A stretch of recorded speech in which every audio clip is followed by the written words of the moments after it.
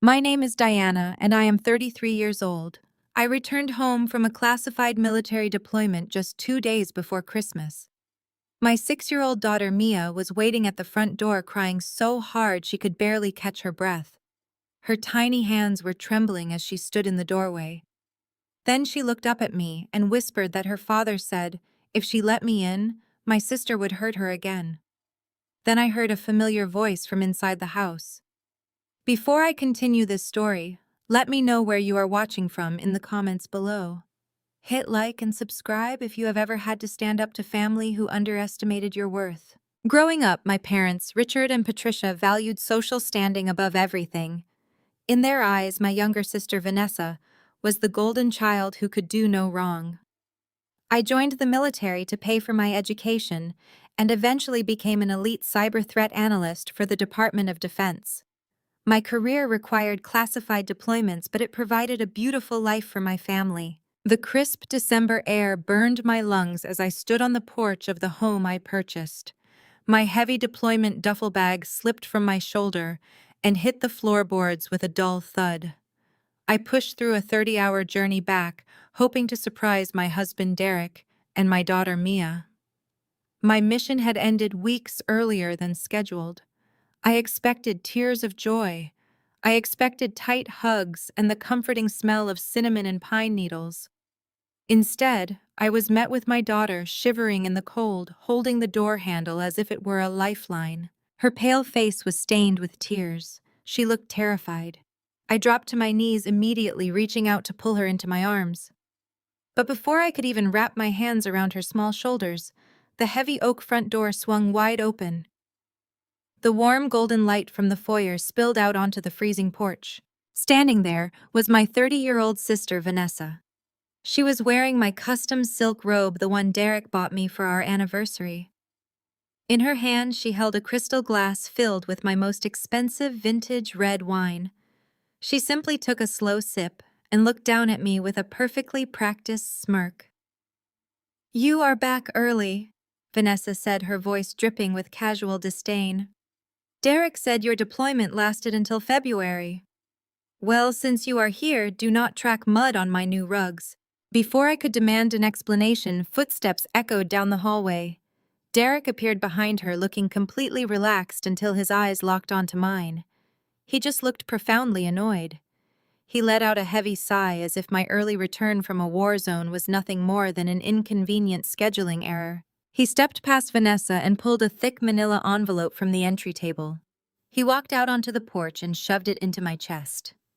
"Sign the divorce papers, Diana," he said, his tone entirely devoid of emotion.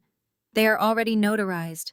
Vanessa and I are in love." My husband of 7 years, the man I had trusted to care for our child while I served our country, was standing on my porch with my sister demanding a divorce. "You abandoned your family for your classified missions," Derek continued, crossing his arms over his chest. "I just found someone who actually wants to be a mother to my child." The audacity of his words hit me like a physical blow. I worked high-stress federal jobs specifically to ensure he could pursue his risky business ventures without worrying about our mortgage. I paid for this house. I paid for the cars in the driveway. I funded the very life they were currently enjoying. I pushed past them, stepping into the foyer to get Mia. The full extent of their betrayal was clear. The house had been completely erased of my existence. The family portraits were gone. The gallery wall that displayed my military commendations was covered in large abstract paintings. The cozy tones I carefully chose had been replaced by stark modern white furniture and cold gray rugs. Vanessa followed me inside, swirling her wine. "Mom and Dad helped me redecorate," she mentioned casually, leaning against the doorframe. "They agreed it was time Derek had a real wife, not a soldier playing dress-up. My own parents had helped her do this. They had always favored Vanessa, excusing her reckless behavior and funding her failing businesses. But to help her move into my house and take over my life was a level of cruelty I had never imagined possible. I refused to give them the satisfaction of seeing me break. I turned my attention entirely to my daughter, who was still crying silently near the coat rack. I reached down and picked her up, holding her tightly against my chest. Her small arms wrapped tightly around my neck. I could feel her heart racing. "We are leaving," I stated firmly, adjusting Mia on my hip and turning back toward the open front door. "I will have my lawyers contact you tomorrow, Derek. Enjoy the house while you can." I took one step toward the porch. Derek quickly reached into his pocket and pulled out his phone, holding the screen up so I could see the keypad ready to dial. "Take one step off this porch with her and I call the cops," he warned. "I will tell them you broke in and tried to kidnap her." I stopped in my tracks, staring at him in disbelief. "You cannot keep my daughter from me, Derek. I am her mother." "Actually, I can," he said, a smug smile breaking through his annoyed facade. "I was granted emergency full custody yesterday. The judge was very sympathetic to my situation. He completely agreed that a mother on unreachable military deployments is an unfit parent. You have no legal right to take her anywhere." Vanessa stepped forward, resting her head on Derek's shoulder. She looked at Mia and narrowed her eyes. "Tell your mother to put you down, Mia. You know what happens when you do not listen to me." Mia whimpered and buried her face in my neck, trembling violently.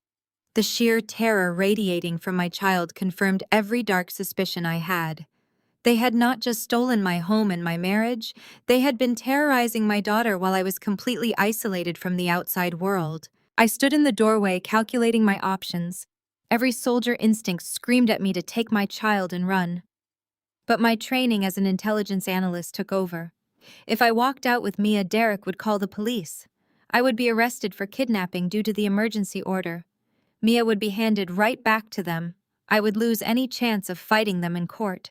I had to be smarter. I had to be colder. I had to let them think they had won this battle so I could completely annihilate them in the war. Slowly, I knelt down on the new gray rug, setting Mia gently on her feet. I wiped the tears from her cheeks, memorizing the exact shade of fear in her eyes. I leaned in close, touching my forehead to hers. I cupped her small face gently between my hands and held her gaze until her breathing began to slow. I told her quietly that none of this was her fault and that she needed to remember one simple thing. I had never broken a promise to her before, and I was not about to start now. Her lower lip trembled, but she gave me the smallest possible nod. That tiny movement was enough. She understood that I was not abandoning her.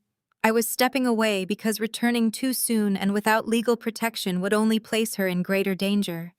I pressed one final kiss to her forehead, memorizing the warmth of her skin and silently promising that the next time I crossed that doorway she would be leaving with me. I stood up, smoothing the wrinkles from my uniform.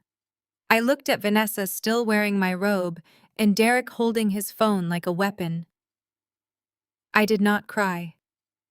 I picked up my duffel bag and walked out into the freezing December night, leaving my entire world behind in the hands of monsters. I barely made it to the bottom of the porch stairs when Derek's voice cut through the freezing air. He had already pressed the call button on his smartphone. I could hear the artificial panic in his voice as he spoke to the dispatcher. "Yes, I need officers at my residence immediately. My estranged wife just returned from a military deployment and she is acting completely unhinged. She is trying to force her way inside to take my daughter." I stood frozen on the frost-covered walkway, listening to the man I married spin a web of absolute lies. I had already set Mia down. I had already turned my back to leave. But Derek wanted a public spectacle. He wanted the official police record to show that I was a threat. Vanessa stepped out onto the porch, pulling my custom silk robe tighter around her waist. She huddled against Derek, trembling theatrically, as if my mere presence in the driveway was a physical danger to her. Less than 5 minutes later, 2 patrol cars turned onto our quiet suburban street. The flashing red and blue lights painted the snow in harsh, frantic colors. 2 officers stepped out of their vehicles with their hands resting cautiously on their duty belts. Derek rushed down the steps to meet them before I could even open my mouth. He handed them the manila envelope with the emergency custody order. "Officer, you have to help us," he pleaded, his voice catching perfectly. "She just showed up out of nowhere. She is highly trained and she is completely unstable. We are terrified she is going to snatch Mia and run." The older of the 2 officers approached me. His expression was stern but cautious. "Ma, I am going to need you to step away from the property," he instructed, keeping a careful distance. I kept my hands visible and my voice entirely level, relying on years of elite military discipline to mask the absolute rage boiling in my veins. "Officer, this is my home," I stated calmly. "My name is on the mortgage. That man is my husband, and the woman standing on the porch is my sister. They are currently committing fraud." The officer shook his head and glanced at the paperwork his partner had just reviewed under a flashlight. "Not according to this document, ma'am. This is a court-ordered emergency custody mandate signed by a superior court judge. It grants full physical and legal custody to Derek." The officer tapped the heavy paper with his pen. "It also stipulates that you are not permitted on the premises without supervised approval. You need to leave right now or we will be forced to place you under arrest for trespassing and violating a direct court order." I looked past the officers to the front door. Mia was peering through the glass side panel, her small hands pressed against the cold pane. Vanessa noticed her and yanked the curtain shut, blocking my daughter from my view entirely. Every maternal instinct in my body screamed at me to fight. I wanted to tear through that heavy oak door and take my child away from those monsters. But I knew exactly how this legal system worked. If I escalated the situation, I would be arrested immediately. A police record for domestic disturbance or resisting arrest would permanently destroy my federal security clearance and any chance I had of winning a legal custody battle. It would give Derek exactly the ammunition he needed to keep Mia away from me forever. I had to swallow my pride to protect her future. I looked the officer directly in the eye and nodded slowly. "I understand, officer. I will comply." I turned back toward the house. Derek and Vanessa were watching with triumphant grins, completely convinced they had utterly defeated me. I asked the officer if I could just say goodbye to my daughter. He hesitated but eventually nodded, signaling Derek to bring her out. Derek opened the door just enough for Mia to slip through, gripping her small shoulder tightly. I dropped to one knee on the icy driveway. I pulled Mia into a gentle hug, breathing in the familiar scent of her strawberry shampoo. I kissed her cold forehead and whispered directly into her ear. "Operation Firefly." It was a secret phrase we used before my long classified deployments. It meant that I was going on a secret mission and that no matter what happened or how long it took, I would always come back victorious. Mia stopped crying immediately. Her tiny body relaxed against mine and she gave me a barely perceptible nod. I stood up and stepped back, allowing Derek to pull Mia roughly back inside the house. Before the police could officially escort me off the street, a familiar silver luxury sedan turned sharply into the driveway, tires crunching loudly over the ice.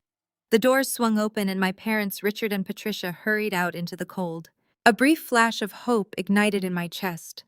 Surely they had rushed over because they heard what Derek was doing. Surely my own mother and father would demand answers as to why my sister was wearing my clothes and standing arm in arm with my husband. Instead, Patricia marched straight toward me. Her face was contorted with pure fury. She did not ask if I was all right. She did not ask why I was standing in the cold with two police officers. She raised her hand and struck me hard across the face. The sharp crack of her palm against my cheek echoed through the quiet street. The police officers tensed, moving forward, but I held up my hand to stop them from intervening. The sting on my cheek was absolutely nothing compared to the profound betrayal radiating from my mother's eyes. "Stop ruining your sister's happiness," Patricia screamed, her voice echoing off the neighboring houses. "Vanessa finally has a stable home and a man who treats her right. You have always been so selfish, putting your career before this family. You ran off to play soldier and left them all to suffer. Do you have any idea how hard it has been for Vanessa to step up and raise your child while you were completely unreachable? She has sacrificed her own youth to be the mother that Mia desperately needed. You should be down on your knees thanking her instead of causing this embarrassing disruption." Richard stood right behind her, nodding in agreement. He looked at me with deep, utter disgust. "I told the judge myself," he stated, his voice dripping with arrogance and condescension. "I was the character witness who testified at the emergency hearing yesterday. I told them you were unstable and prone to long, unexplained absences." Derek needs a present wife to support his business, and Mia needs a mother who is actually here. The court saw the truth, Diana. A woman in your line of work cannot possibly provide the nurturing environment a growing girl requires. Vanessa has dedicated her life to making sure Derek and Mia are well cared for. You lost your rights the moment you put on that uniform and walked away. Vanessa stepped off the porch, linking her arm through Derek's.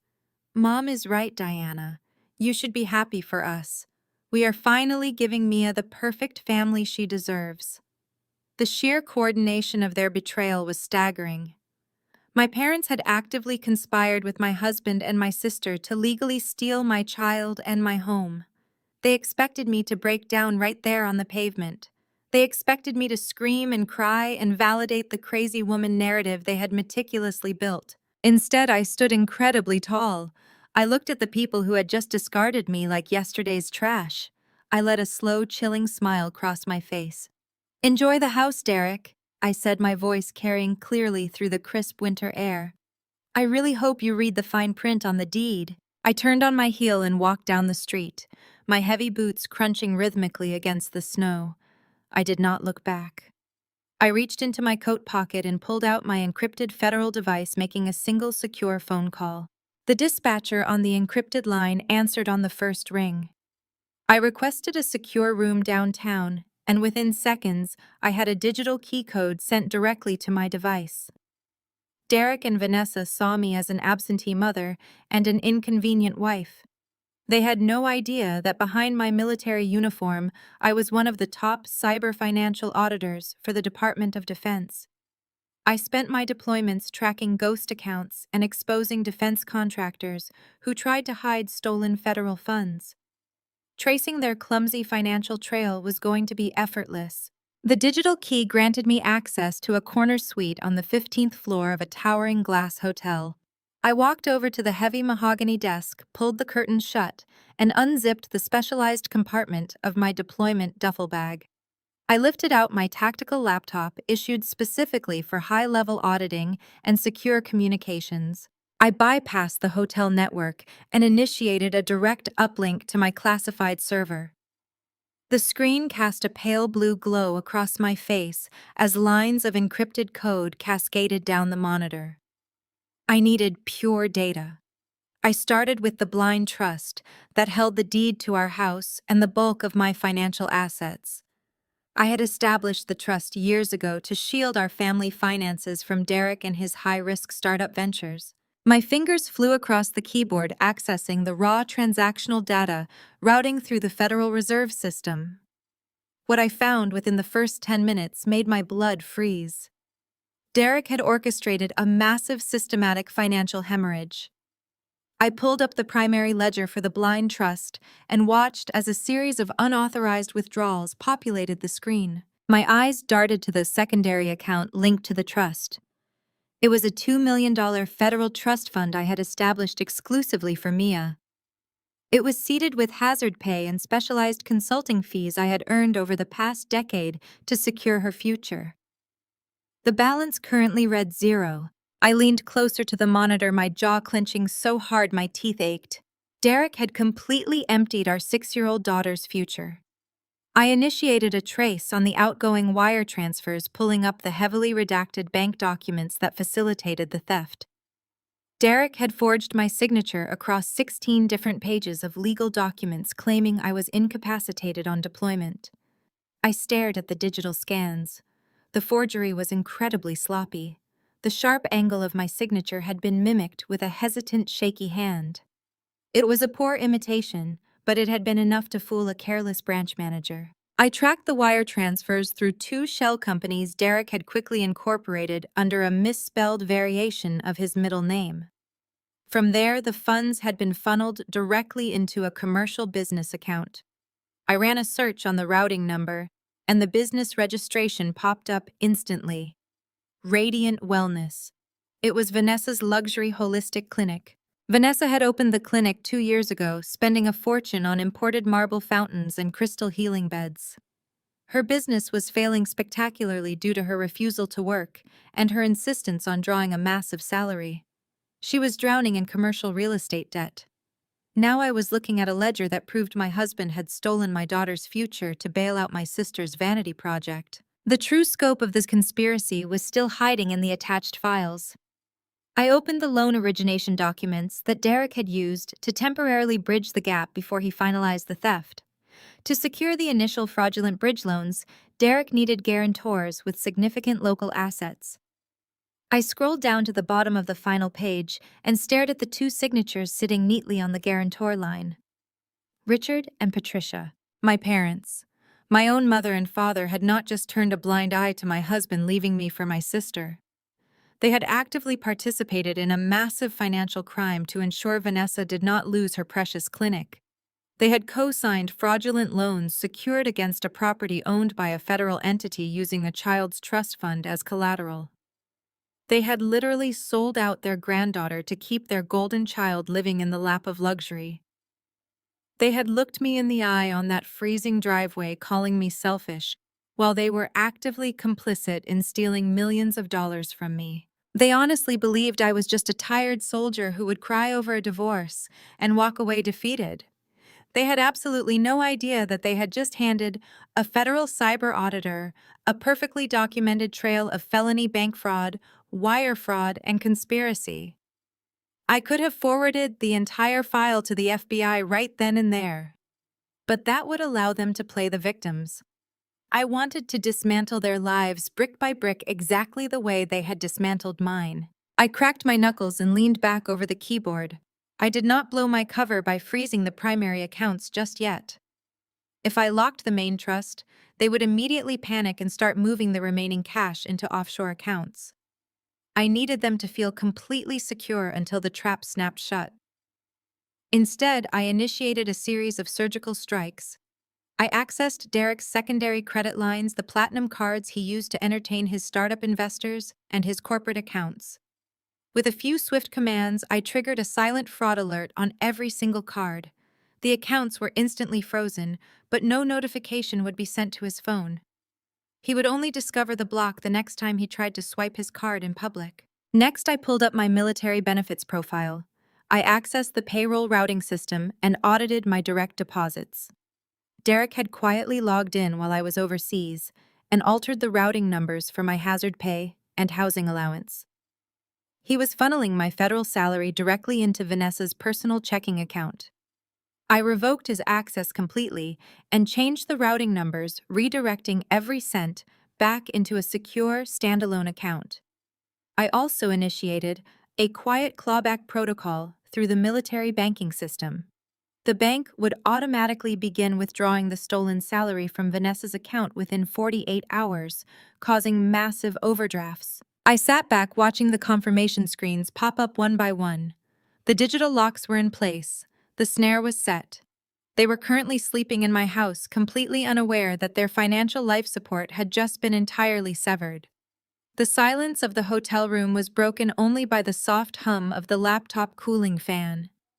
My civilian cell phone vibrated violently against the wooden desk.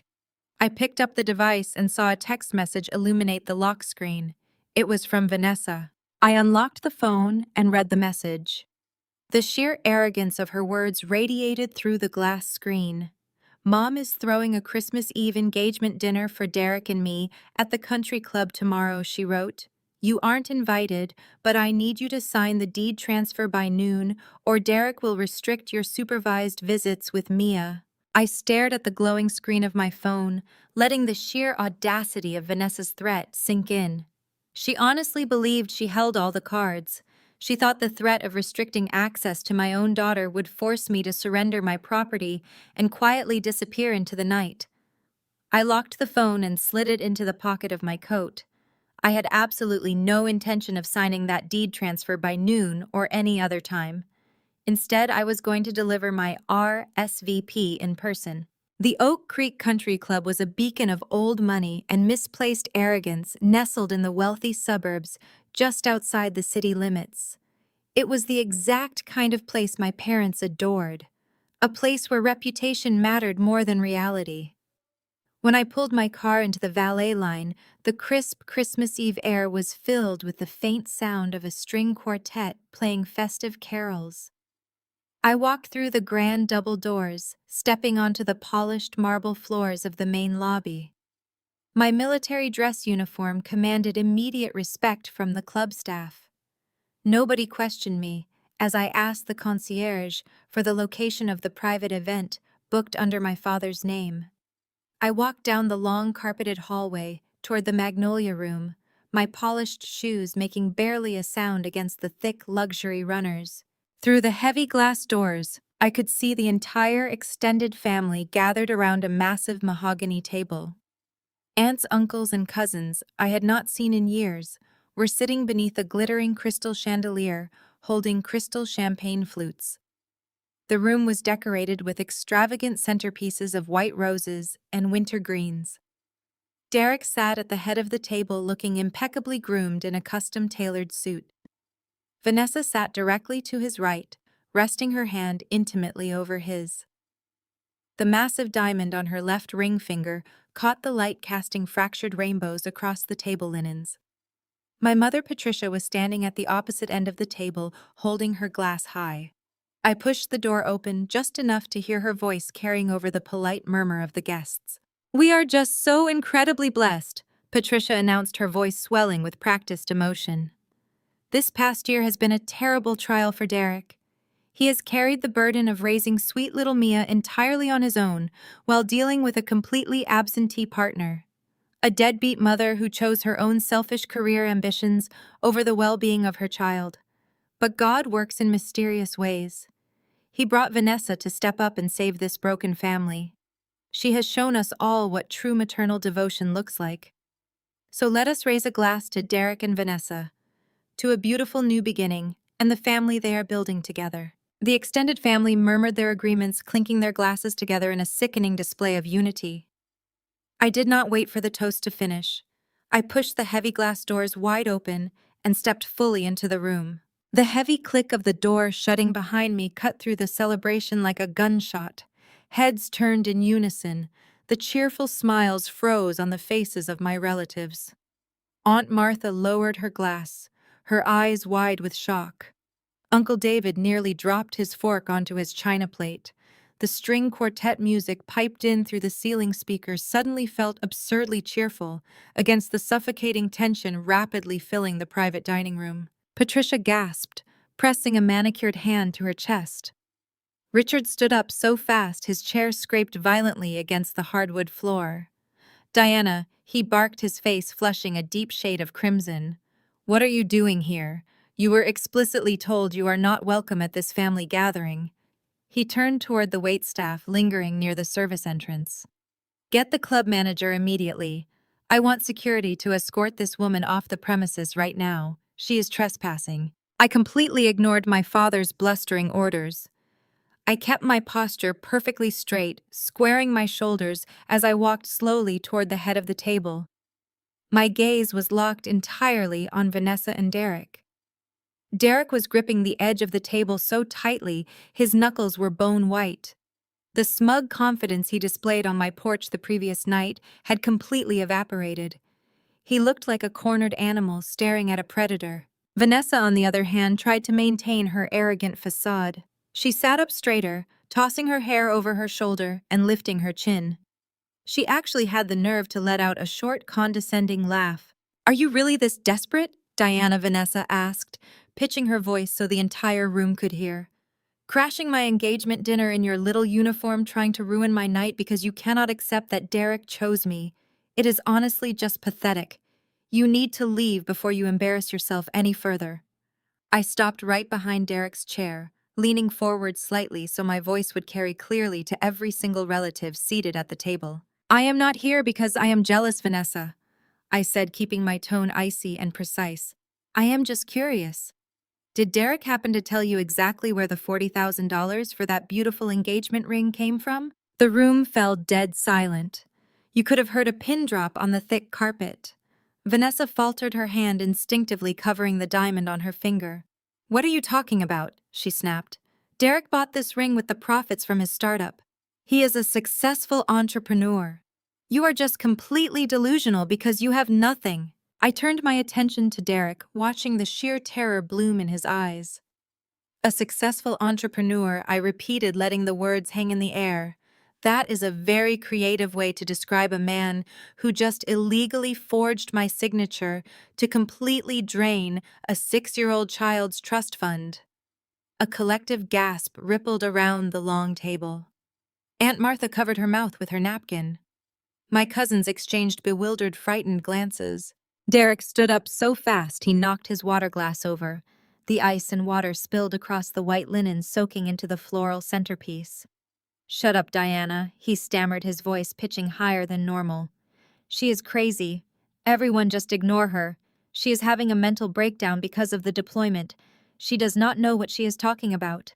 "Federal bank fraud investigators tend to disagree with you, Derek," I stated loudly, ensuring every word reached the far corners of the room. "They are currently extremely interested in why a grown man drained a $2 million federal trust fund to keep his mistress's failing luxury wellness clinic from going into foreclosure. Did you think I would not check the accounts, Derek? Did you actually think a cyber intelligence officer would not immediately audit her own financial records the second you handed her a forged custody document?" I pulled a thick file from my jacket and dropped it directly onto the dessert table in front of my father. "Read the deed to the house, Dad," I said. "You co-signed a fraudulent mortgage transfer for them on a property owned by a federal entity. You have committed a massive felony." I turned around and calmly walked away, leaving the upscale dinner party completely engulfed in absolute and total unmitigated panic and chaos. The entire room was paralyzed, watching me. The country club staff who had gathered near the service entrance stared with their mouths slightly open, unsure if they should intervene or pretend they had not heard a word. I did not give them the chance to decide. I pushed the heavy glass doors open again, stepping out into the hushed mahogany corridor, leaving the absolute silence of the dining room behind me. As I walked out of the Oak Creek Country Club, the freezing night air hit my flushed face. I walked back to my rental car, the muffled shouts from the Magnolia Room fading into the quiet winter distance. Back in the total privacy of my secure hotel room, I opened my tactical laptop. The digital tripwires I had set earlier were actively feeding me a steady stream of highly sensitive financial data. He was not just making frantic phone calls to Vanessa or my parents. He was furiously trying to accelerate the timeline for the acquisition of his supposedly successful cybersecurity startup. He was practically begging their legal team to finalize the multi-million-dollar buyout by the end of the week. He desperately needed an immediate infusion of clean, untraceable cash to replace the millions he had shamelessly stolen from Mia before federal authorities officially froze the deed to the house. The next morning, I sat in a quiet corner booth at a local coffee shop just a few blocks from my hotel. I had successfully tracked Derek's phone pinging off the local cell towers, moving rapidly from his expensive lawyer's office straight toward my current location. Derek pushed his way inside, followed closely by my father. The barista behind the counter, a young woman wearing a green apron, paused her espresso machine to look at the two men entering. They completely ignored her presence, marching directly past the pastry display and heading straight toward my corner table. Derek was wearing the exact same custom suit from the engagement dinner, but the jacket was deeply wrinkled and his silk tie was completely missing. The confident smirk he had worn on my front porch just 2 days ago was completely gone, replaced by dark circles under his eyes and a frantic, nervous energy that made his hands shake.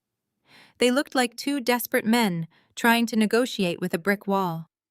I took a slow, very deliberate sip of my dark coffee, letting the silence stretch until the tension became almost unbearable for them. "We need to talk. Diana." My father started, his voice dropping to a harsh, threatening whisper.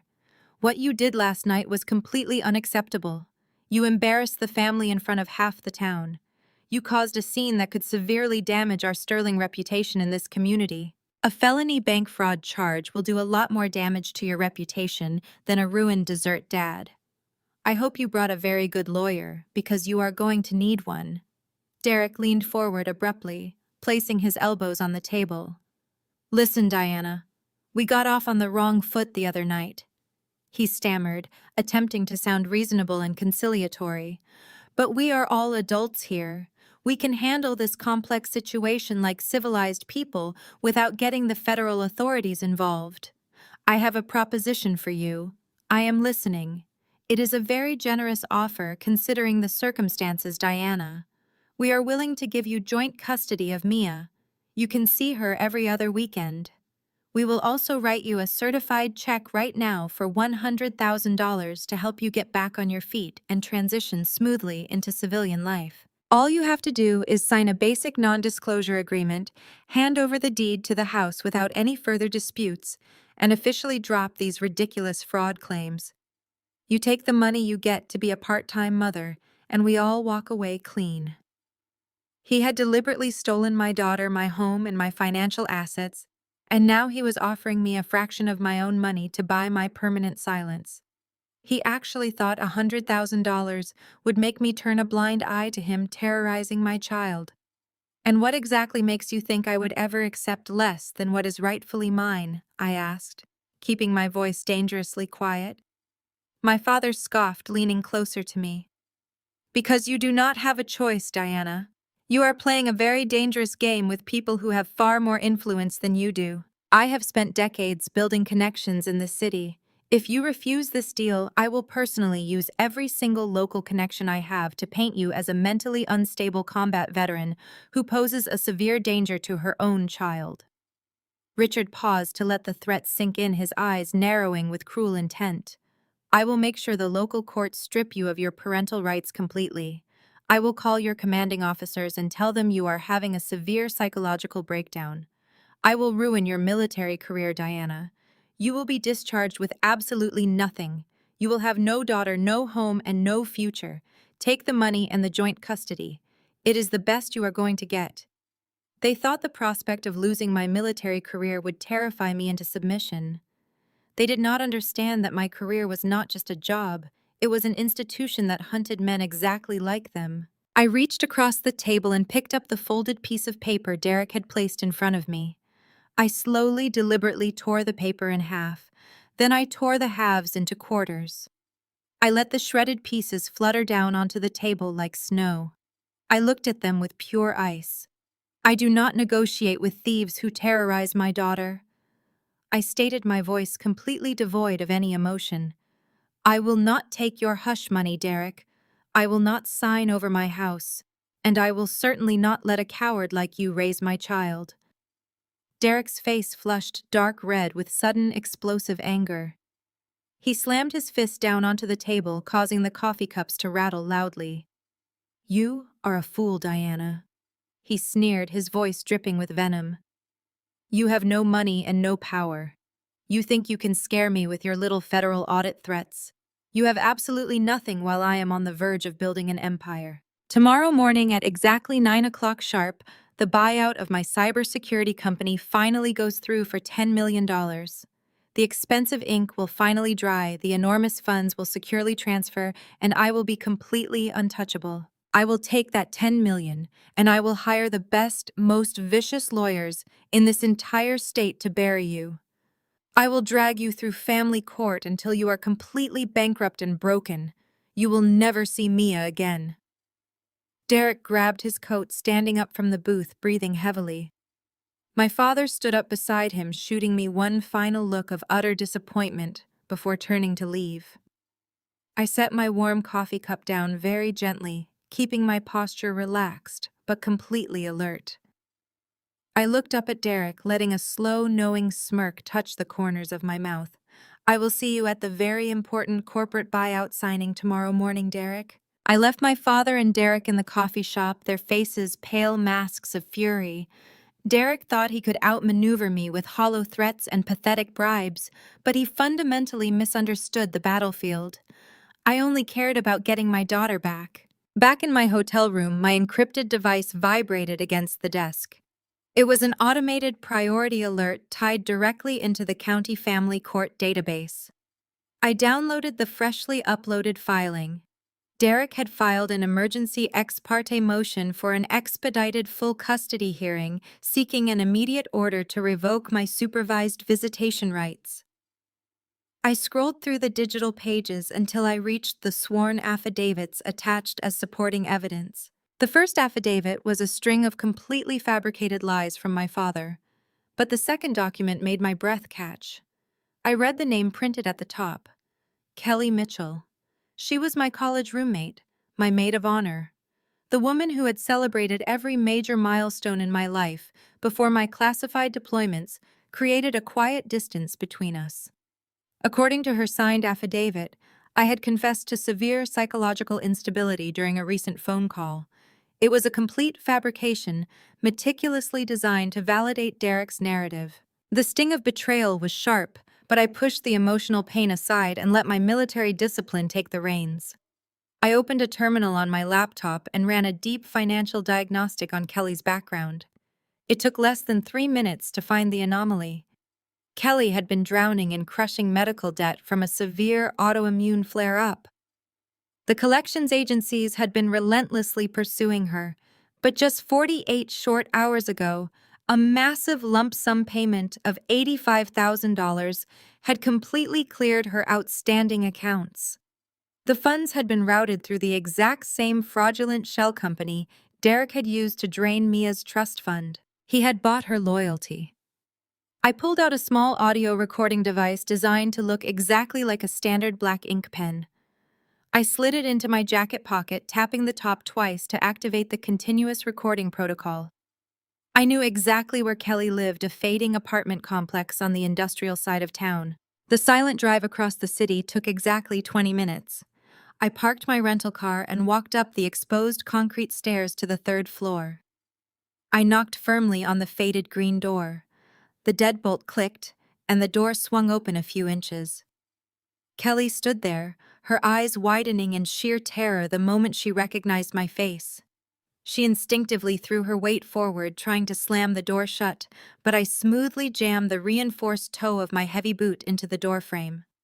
I placed my palm against the wood and pushed the door open with slow, unstoppable force, making her stumble backward into her cramped living room. I stepped inside and closed the door behind me, letting the lock click shut. Kelly was trembling violently, backing away until she hit the edge of her worn fabric sofa. "Diana?" she stammered, her voice shaking so badly she could barely form the words. "You are not supposed to be here. You have to leave right now." I kept my hands casually at my sides, my posture completely relaxed to contrast her rising panic. "I am not going anywhere, Kelly," I said, keeping my voice dangerously low. "I just read the affidavit you submitted to the family court this morning. The one where you swore under oath that I am a violent, unstable danger to my own daughter.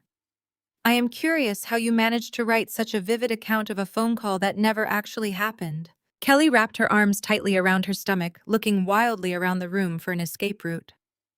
"Derek called me," she whispered, hot tears spilling over her eyelashes. "He told me you were acting completely unhinged. He said you showed up at the house screaming and threatening him and Vanessa. He said he just needed me to corroborate his story so he could protect little Mia from you." I took a single, slow, measured step forward, maintaining direct eye contact. "You and I both know Derek is a pathological liar," I replied evenly. "But I am not here to talk about his emotional manipulation. I am here to talk about the $85,000 he wired to the regional hospital billing department 2 days ago to quietly pay off your outstanding medical debt." Kelly's knees buckled. She collapsed onto the sofa, burying her face in her hands, as harsh sobs racked her body. "I am so sorry, Diana," she cried, her words muffled. "I was so desperate. They were going to garnish my meager wages. They were going to repossess my car. I was about to be evicted. Derek called and offered me a lifeline. He just handed me a typed statement and told me all I had to do was sign it and have it notarized. He promised me you would never find out until the custody agreement was permanently sealed. He said you had excellent military benefits and you would be perfectly fine without the house. You sold my daughter to a monster to pay your hospital bills," I stated, the cold fury bleeding into my voice. "You actively participated in a conspiracy to kidnap a child." "I did not know it was like that," Kelly wept, looking up with a blotchy, terrified face. "He just made it sound like a standard messy custody dispute. I swear, Diana, I never wanted to hurt you. I just wanted the collection agencies to stop calling my phone every single day. I was drowning and he threw me a raft. I reached into my jacket pocket and slowly pulled out the black pen, setting it deliberately on the scarred coffee table between us. I am currently recording this entire conversation on a federal device, Kelly. You have just openly and clearly admitted to committing perjury, accepting a substantial financial bribe, and participating in a criminal conspiracy to defraud a family court judge. Do you have any idea what the mandatory minimum sentencing is for those state and federal felonies combined? Kelly stared at the innocent-looking pen, all the remaining blood draining from her face, until she looked sickly pale. Her breathing became shallow and rapid as the full crushing weight of her actions finally crashed down upon her. She realized with absolute horrifying certainty that Derek's stolen money could not possibly save her from a federal prison sentence. "Please," she begged, sliding off the edge of the sofa and dropping to her knees on the cheap carpet. "Please, Diana, do not do this to me. I will formally retract the statement. I will tell the judge he forced me to do it. I will figure out how to give the money back. I will do whatever you want me to do. Please do not send me to prison. I cannot survive that." I looked down at the desperate woman who used to be my absolute closest friend, feeling absolutely nothing but a cold, clinical determination to protect my child. "Then you need to start telling me everything you know," I instructed. "Every single detail Derek shared with you when he handed you that fraudulent document." Kelly scrambled frantically back onto the sofa, wiping her wet face with the back of her oversized sleeve. She took a ragged, shaking breath, her terrified eyes darting toward the recording pen on the table. "You have to stop him, Diana," she urged, her voice tight with absolute breathless panic. "The custody hearing is completely fake. He filed the paperwork just to keep you busy, to keep you looking at the courts while he finalized his real plan." I narrowed my eyes, analyzing her panicked expression. "What real plan?" "He is not waiting for the judge, Diana," she revealed. "The buyout is a smokescreen. He and Vanessa are boarding a private charter out of the state with Mia tonight." I did not waste a single second responding to Kelly. The moment the words left her mouth, I spun around and bolted out the door of her apartment, leaving her sobbing on the faded carpet. My heavy boots pounded against the concrete stairs as I raced down to the parking lot. My mind was operating with terrifying clarity. Derek was a cornered animal, and cornered animals made desperate, unpredictable moves. He knew his financial world was crumbling, and rather than face the consequences, he was trying to flee with my daughter. The private charter detailed the exact level of his panic. Commercial flights had too many security checkpoints and too many digital footprints. A private airstrip offered discretion and speed. I threw myself into the car and slammed the gas. The tires screeched against the asphalt as I tore out of the apartment complex. I knew exactly which airfield he would use. The Montgomery Executive Terminal was situated just outside the city limits, catering exclusively to high-net-worth individuals who valued privacy over standard protocol. It was the only facility allowing passengers to drive directly onto the tarmac. I gripped the steering wheel so tightly, my hands ached, navigating the slick winter roads with reckless precision. The streetlights blurred into a continuous streak of yellow as I pushed the engine to its absolute limit. My heart hammered against my ribs, keeping time with the frantic ticking of the dashboard clock. Every red light felt like a personal insult, every slow-moving vehicle a catastrophic delay.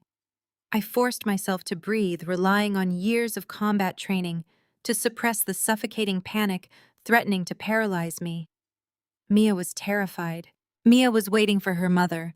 I was not going to fail her tonight. The glowing signs for the Montgomery Executive Terminal finally appeared through the dark windshield.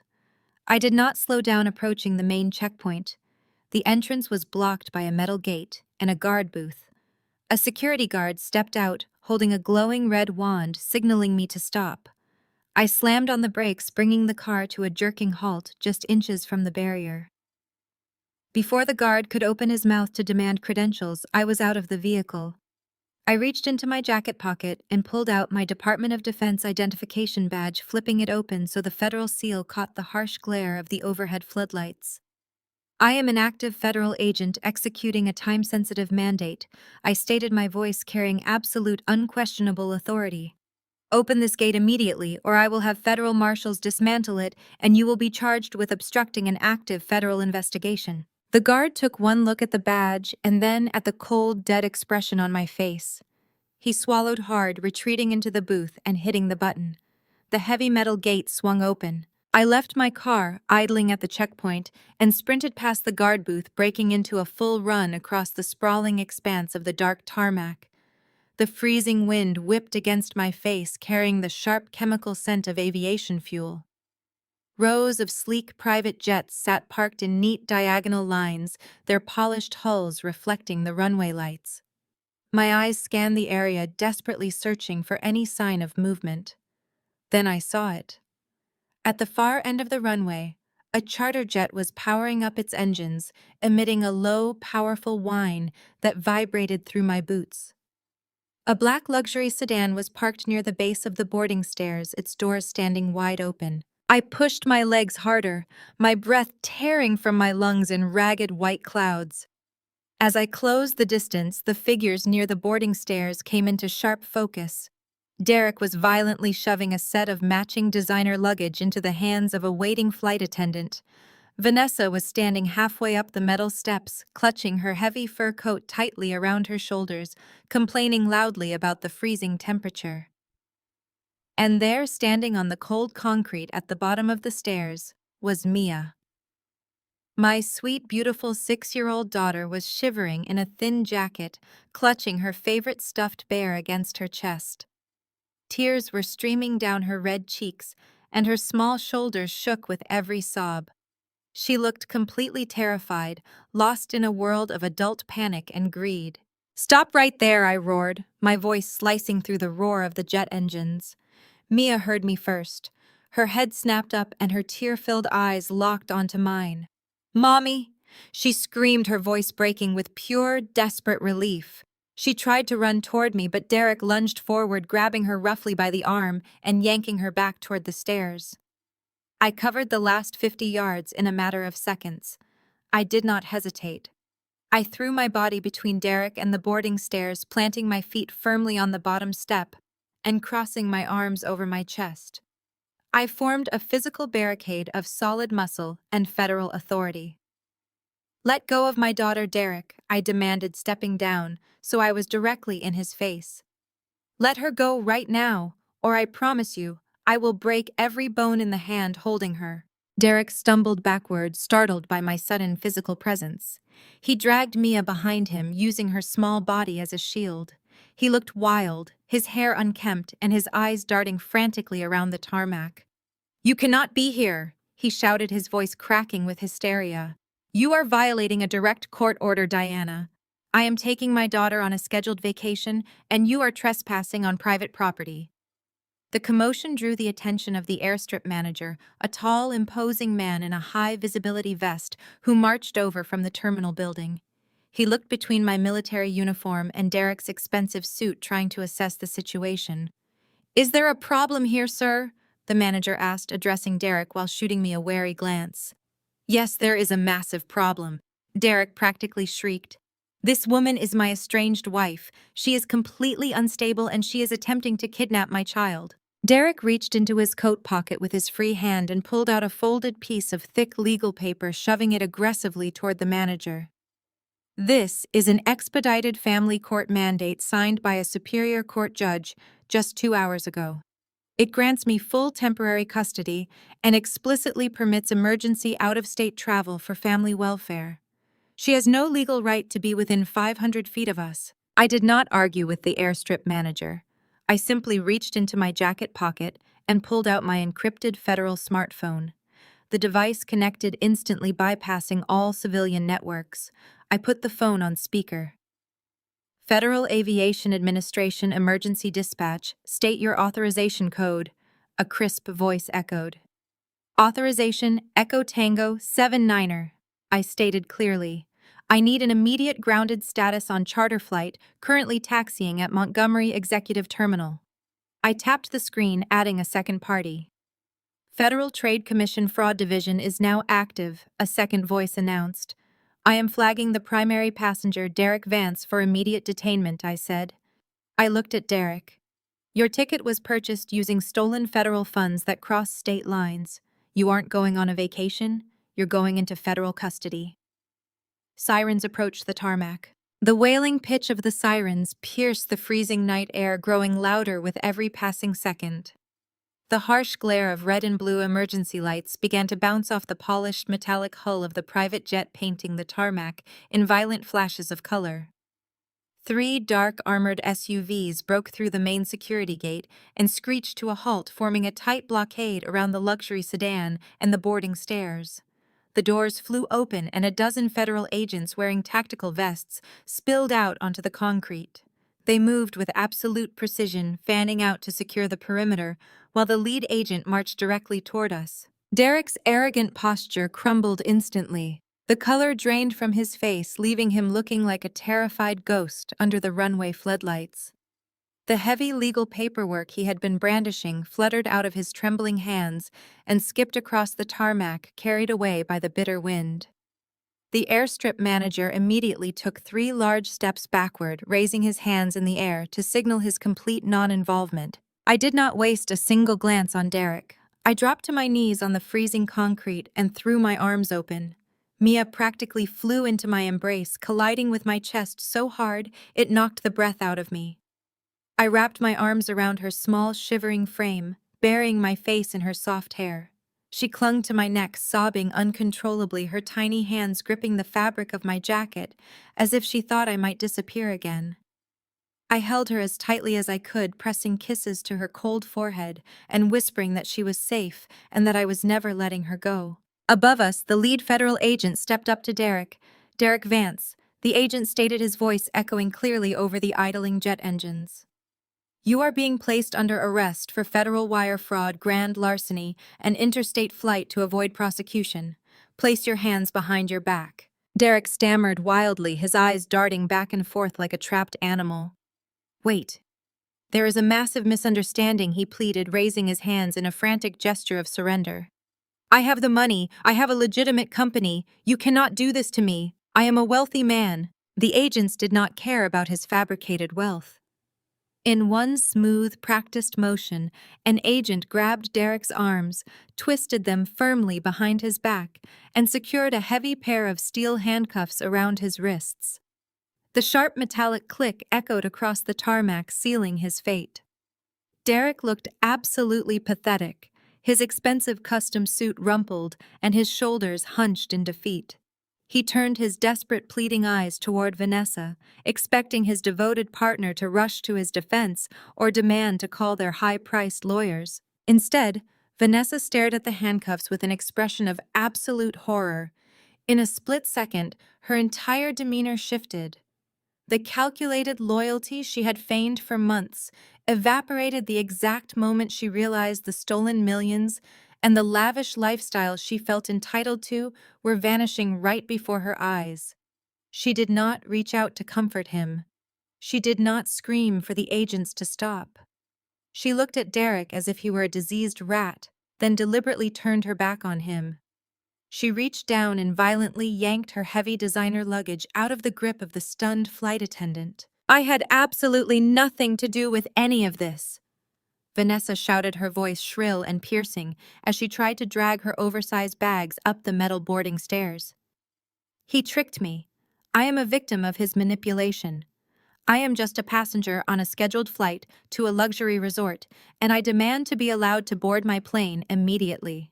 I stood up slowly, lifting Mia into my arms and resting her head against my shoulder.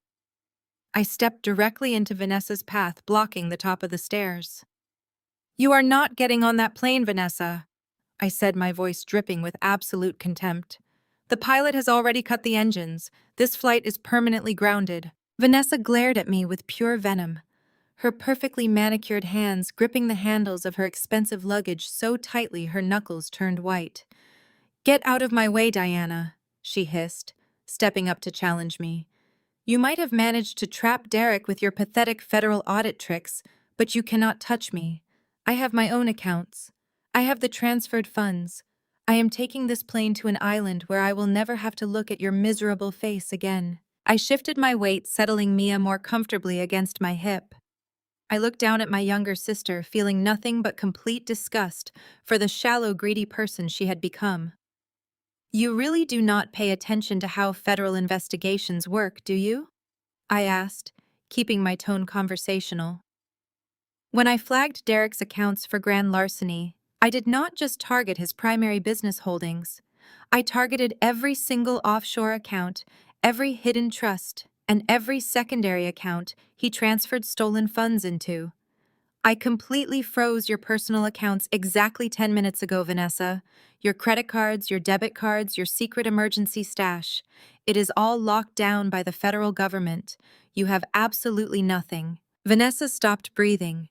Her eyes widened to comical proportions as the reality of my words hit her. She dropped her designer bags, letting them tumble down the metal stairs and crash onto the tarmac. She frantically dug into her expensive coat, pulling out her phone and frantically tapping the screen. I watched the exact moment her banking app displayed a zero available balance accompanied by a bright red account suspended banner. A sound that was half scream and half sob ripped from Vanessa's throat. She threw her phone onto the concrete where it shattered into a dozen pieces. She threw a massive public humiliating tantrum right there on the tarmac. "It is not fair," she shrieked, stomping her high-heeled boots against the metal stairs. "I deserve that money. I deserve the luxury vacations and the big house. I am the pretty one, Diana. I have always been the pretty one. You are just a rough, ugly soldier who cares more about mud and combat boots than nice things. I was supposed to have the perfect rich life while you faded into the background. You ruined everything." Her shallow, narcissistic screaming was so entirely pathetic that even the federal agents, pausing in their duties, turned to look at her in stunned disbelief.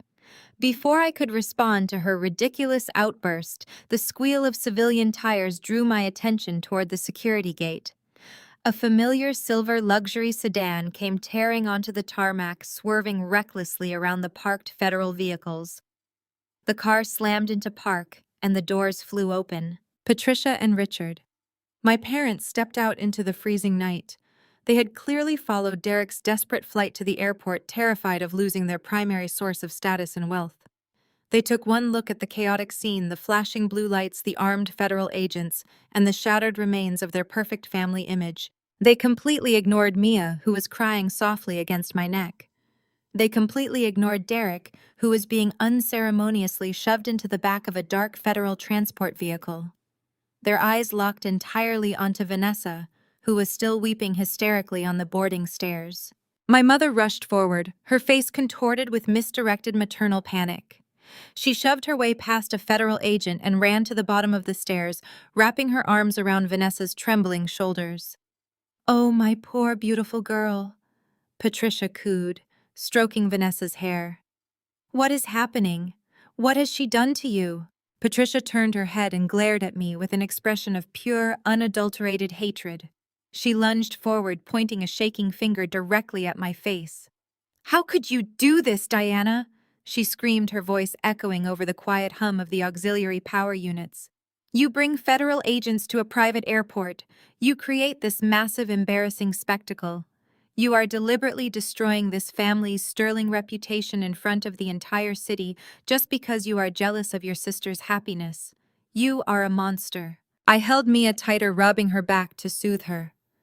"I am protecting my daughter from a kidnapper and a thief," I replied, my voice echoing like cold steel across the tarmac. "Your precious golden child actively conspired to steal my child and run away with stolen money. I do not care about your paranoid delusions," Patricia shrieked, stepping closer until she was almost touching me. "I care that you are ruining Vanessa's life. Drop the charges right now, or you are dead to us." I looked at the woman who had birthed me, feeling the last remaining thread of familial obligation snap completely in half.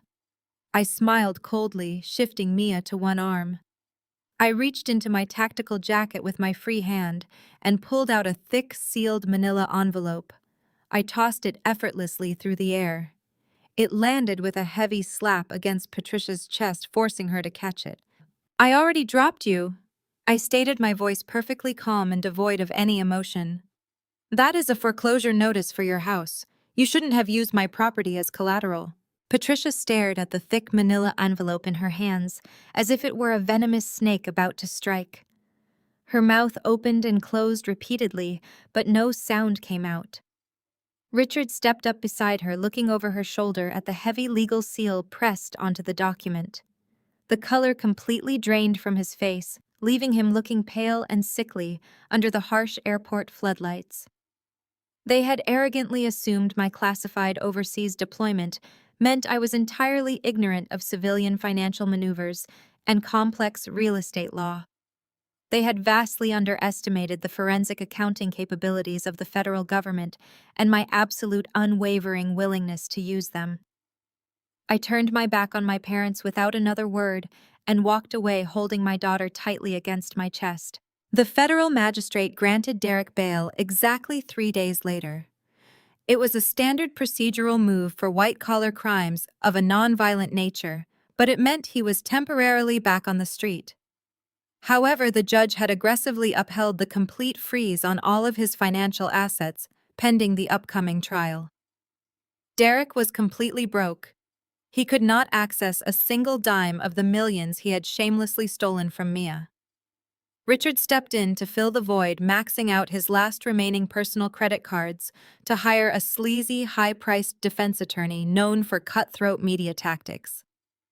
Derek was cornered, and desperate men with absolutely nothing left to lose always resorted to scorched earth tactics.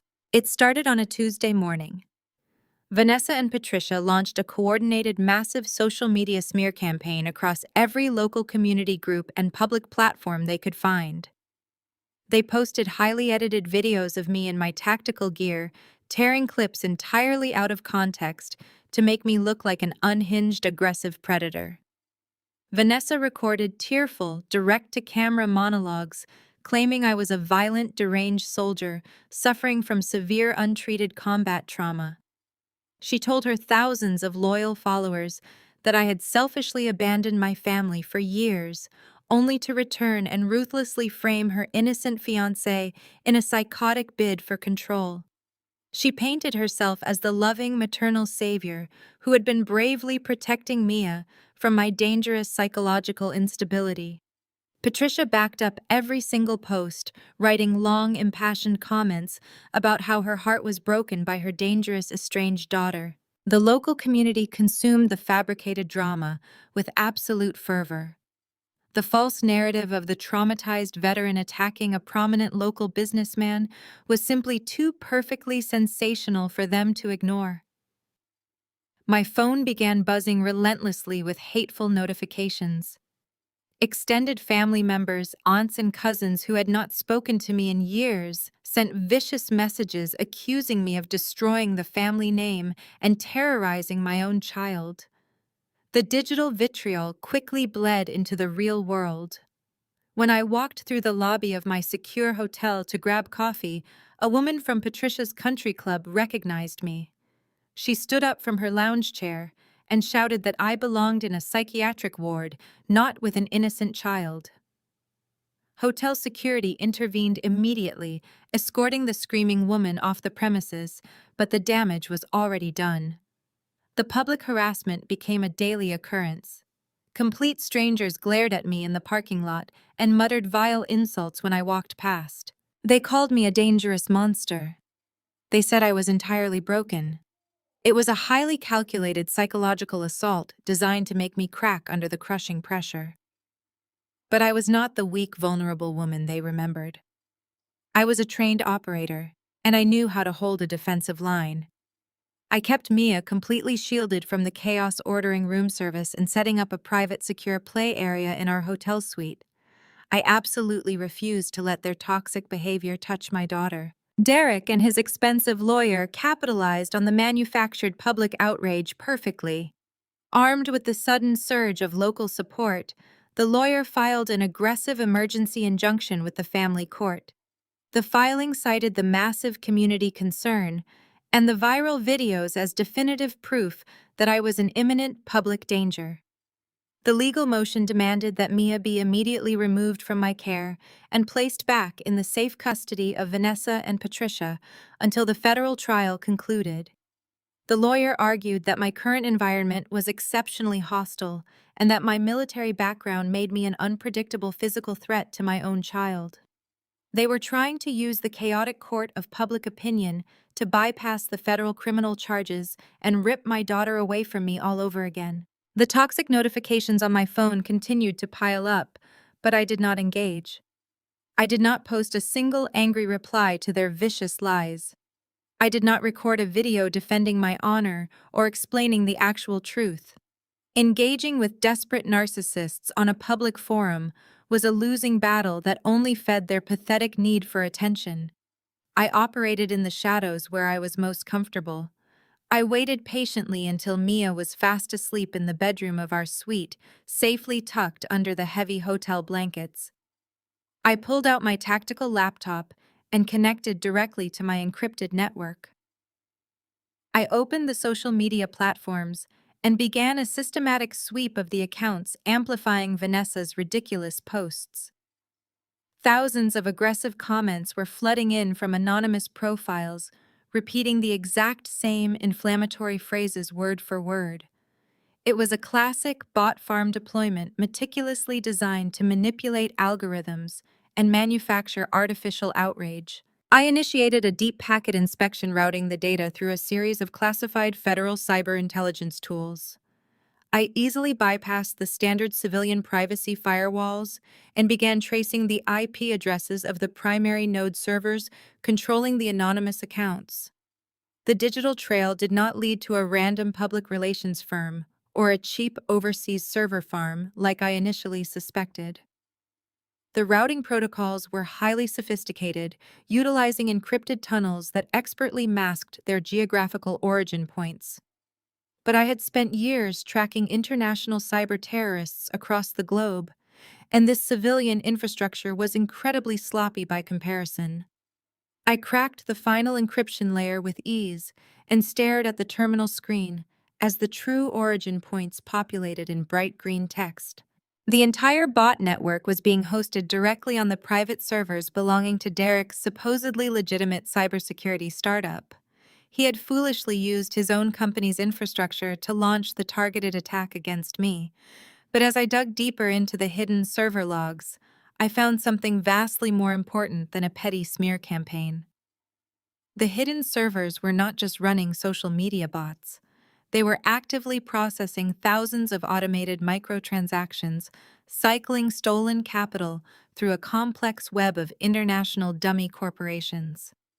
The accounts spreading the worst lies about me were part of the exact same digital network Derek was actively using to launder money from his own elite corporate clients. He was blatantly stealing from the very investors who were about to buy his company. I compiled the entire digital footprint into a heavily encrypted dossier, including the server logs, the transaction histories, and the undeniable proof of his massive corporate fraud. I looked at the sleeping form of my beautiful daughter and smiled coldly. I typed out a single anonymous email, attached the damning dossier, and sent the entire package directly to the board of directors of Derek's primary investing firm. Inside the sleek corporate boardroom of Sentinel Investments, the atmosphere was suffocatingly tense. Derek sat at the center of the mahogany table, his immaculate appearance shattered. He looked hollowed out, dark circles under his eyes, resembling bruises, his hands shaking on the polished wood. He was out on bail, a temporary freedom that required my father to liquidate his accessible retirement assets. Patricia and Richard sat flanking him. The foreclosure notice had broken Patricia's spirit. Richard kept checking his watch while Vanessa sat rigid beside him. They had come to the meeting because this buyout was their last lifeline. They desperately hoped the $10 million acquisition of Derek's cybersecurity startup would save them, pay off the federal fines, and rebuild their social standing. Derek wiped sweat from his brow, glancing toward the double doors. The buyers were seated across the table. They wore suits, flipping through leather-bound portfolios. The lead buyer Harrison tapped his pen against his notepad, amplifying Derek's desperation. Derek cleared his throat. "We are fully prepared to finalize the transfer protocols today, Harrison," Derek said, his voice cracking. "Once the paperwork is signed and the funds are wired, you will have complete ownership of the cybersecurity infrastructure. The proprietary algorithms will double your market share. Harrison did not look up from his notepad. We are waiting for our primary technical consultant to arrive to verify the final asset transfer, Mr. Vance Harrison replied smoothly. We do not sign anything of this magnitude without her explicit authorization. Derek exchanged a glance with my father. My mother let out a sigh, crossing her arms. Well, how much longer is she going to be? Patricia snapped. We have been sitting here for 20 minutes, and we have legal matters to attend to this afternoon. Right on cue, the heavy mahogany double doors at the far end of the boardroom swung open. The solid click of the latch echoed through the room like a gunshot. Everyone at the table turned their heads to look. I walked into the room, my dress shoes clicking sharply against the hardwood floor.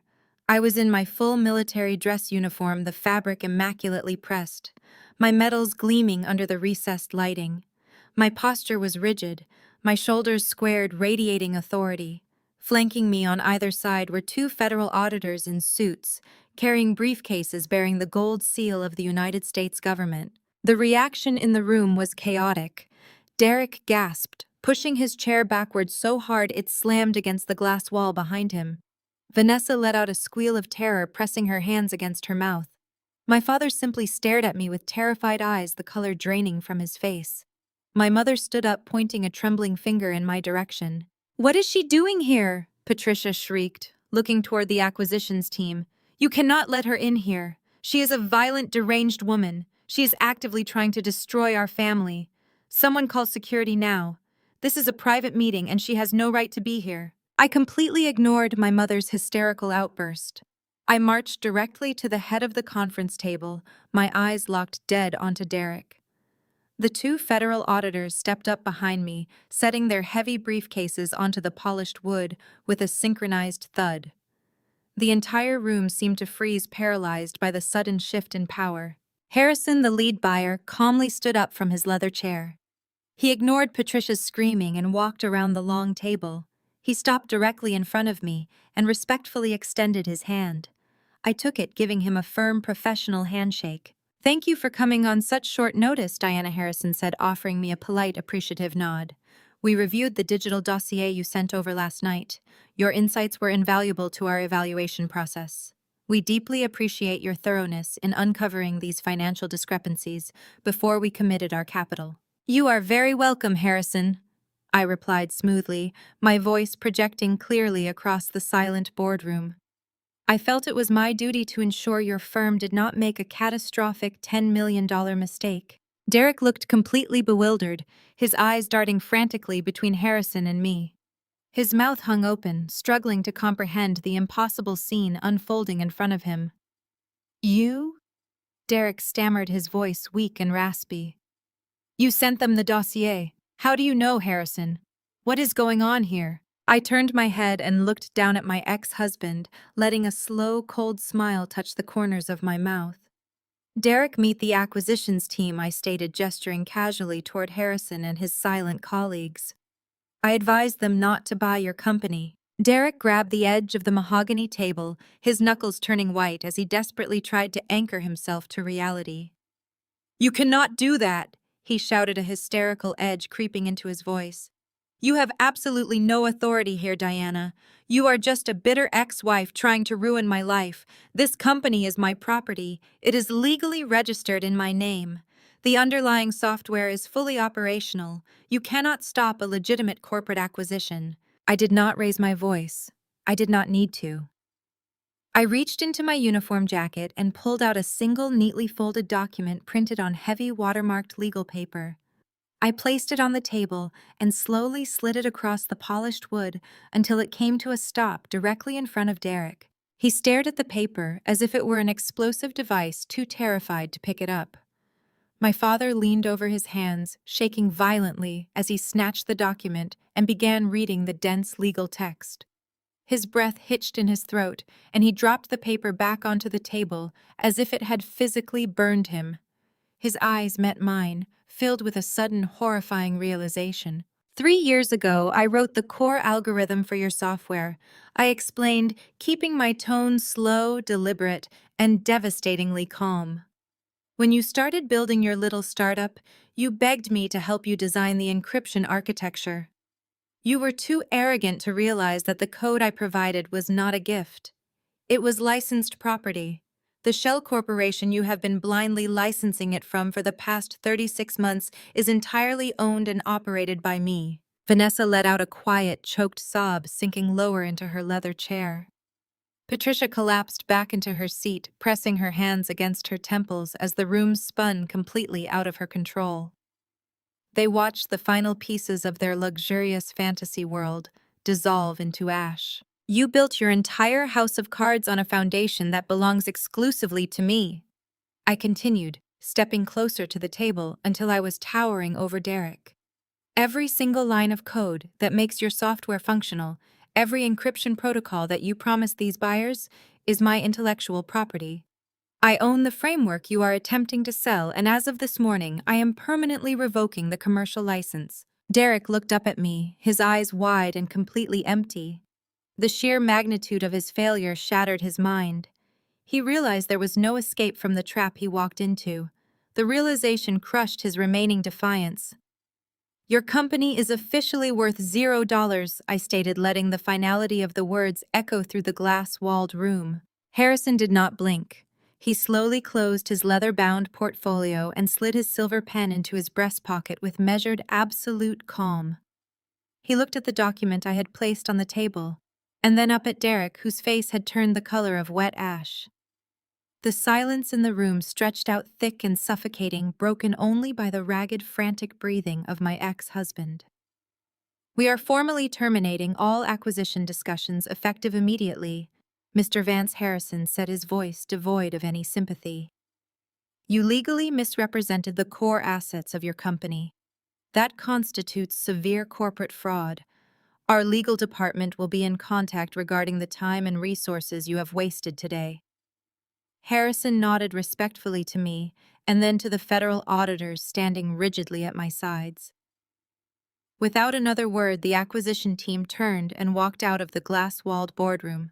The heavy mahogany doors shut behind them with a definitive thud that felt like a coffin slamming closed. Derek stared at the empty space where his salvation had just been sitting. His legs seemed to give out, and he collapsed heavily into his chair. The $10 million buyout, the money that was supposed to save him from federal prison, pay off his mounting legal fees, and fund his escape, had just walked out the door. He was completely trapped. The reality of his situation crashed down on him with the force of a freight train. He was facing decades behind bars. Derek began to hyperventilate. His hands clawed at his expensive silk tie, yanking it loose as if the fabric was physically choking him.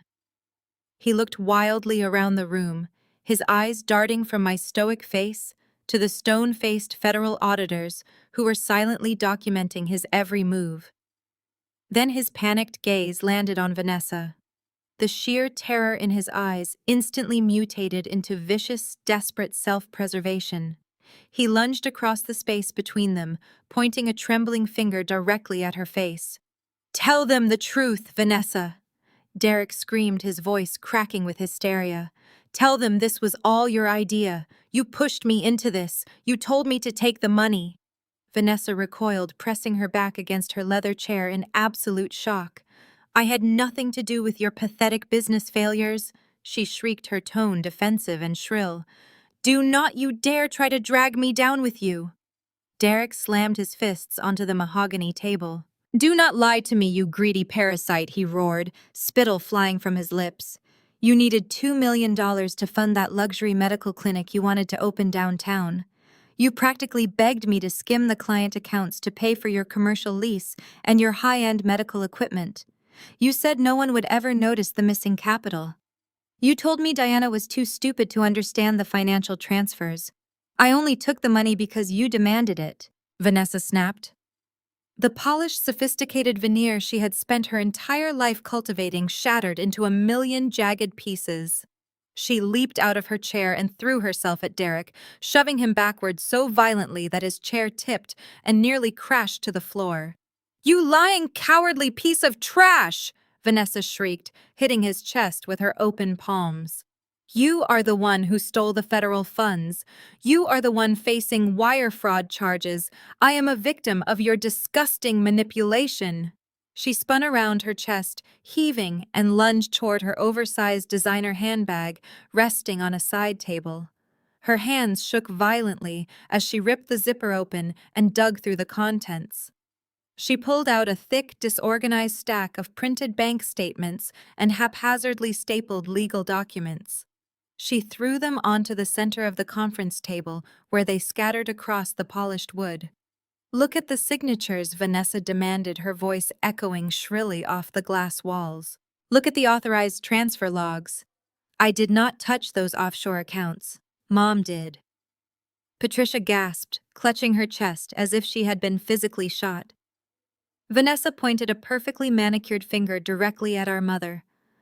"Mom controlled the secondary family trust," Vanessa screamed. "She was the one who authorized the shell companies. She moved the stolen capital to protect the estate.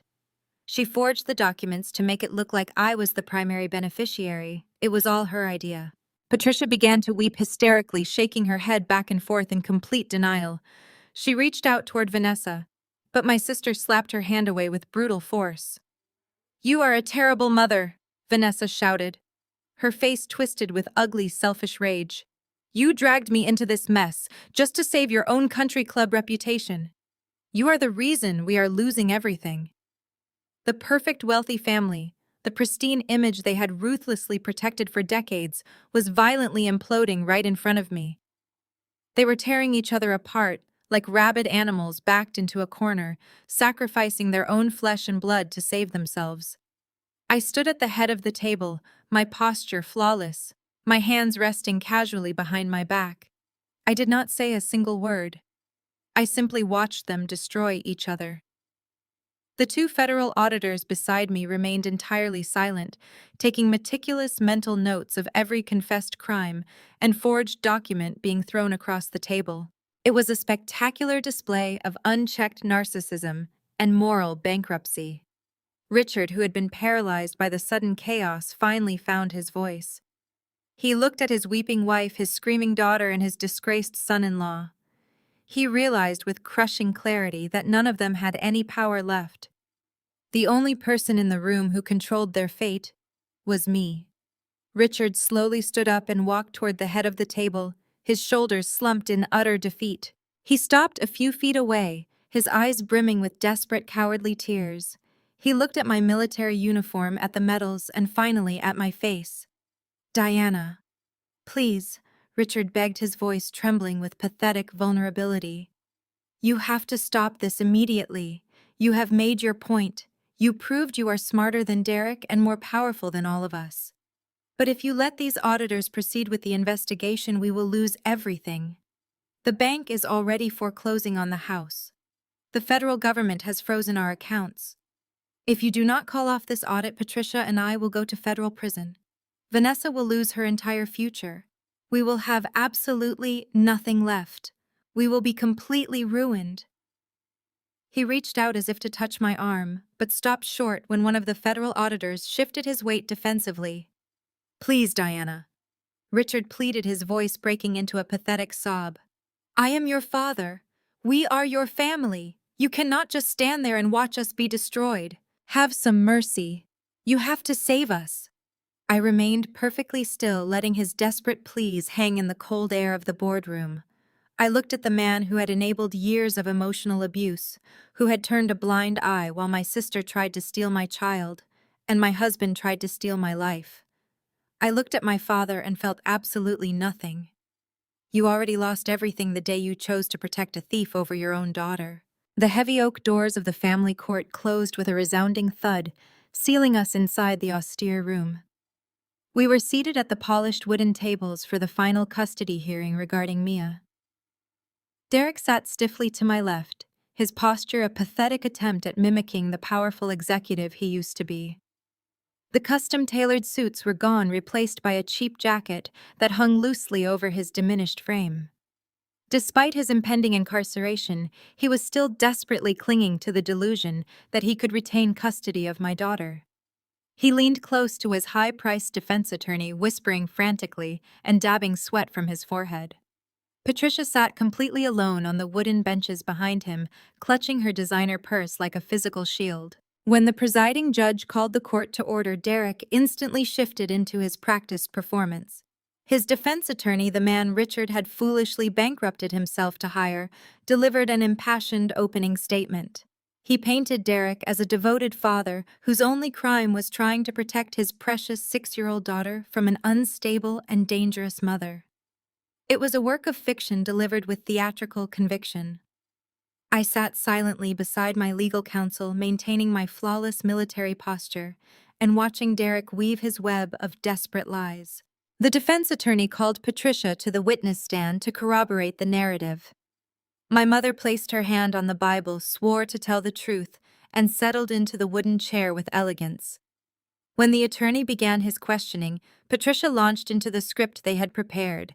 She spoke with a trembling voice, dabbing at her dry eyes as she described my mental instability. She testified that my years of military service had left me unhinged and physically dangerous to be around. To prove her ridiculous claims, she referenced the social media smear campaign they had orchestrated against me. Patricia told the judge that the entire local community was terrified of me, pointing to the viral comments as undeniable proof of my toxic public image.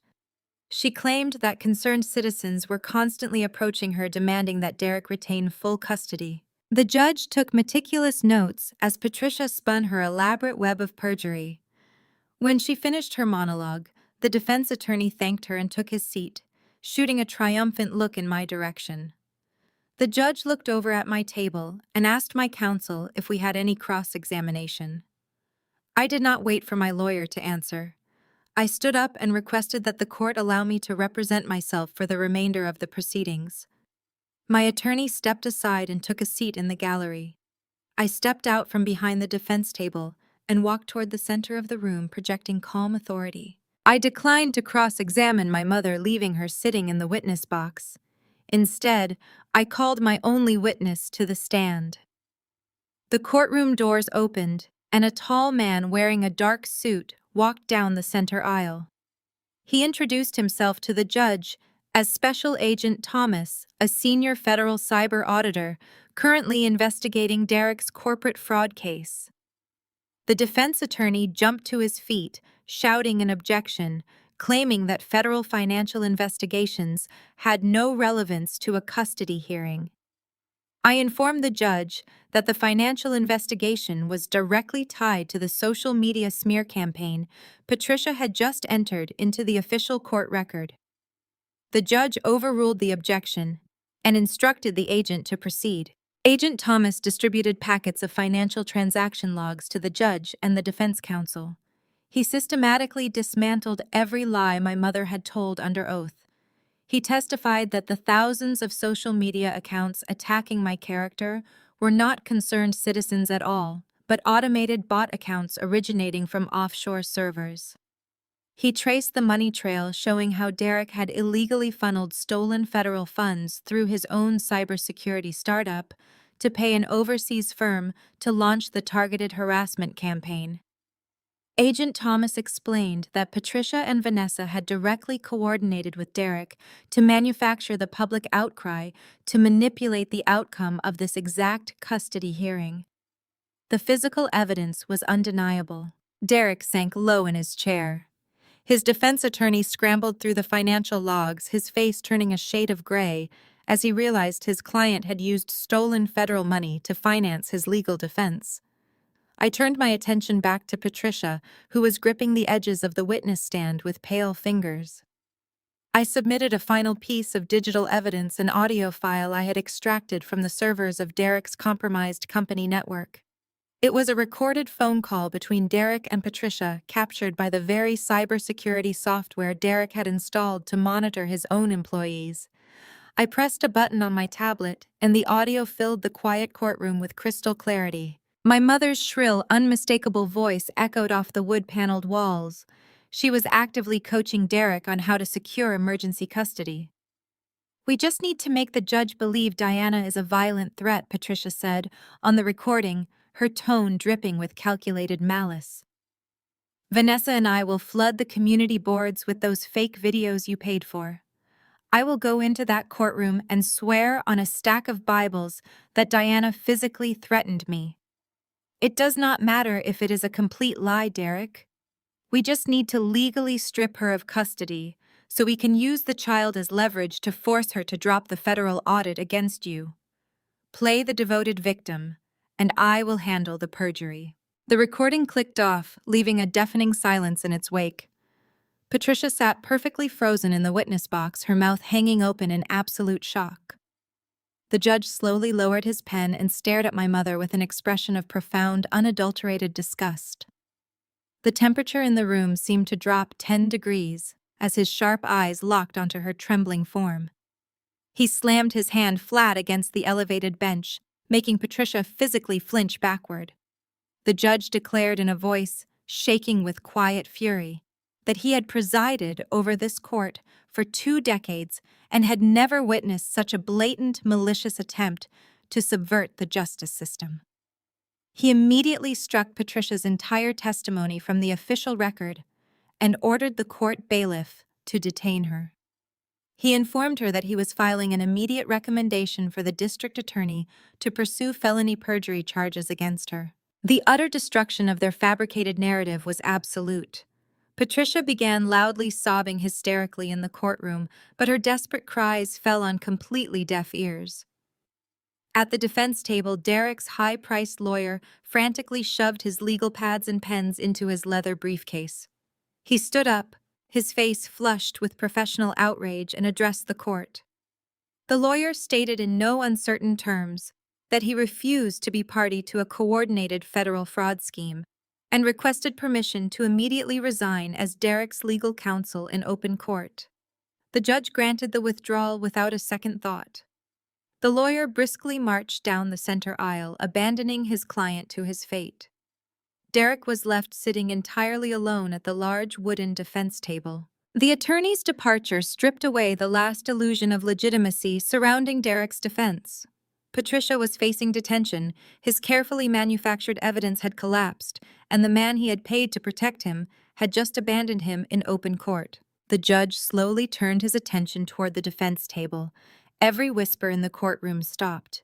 Derek remained frozen in his chair as the crushing realization finally reached him. There was no lawyer left to speak for him, no false witness left to hide behind, and no family influence powerful enough to prevent what was coming next.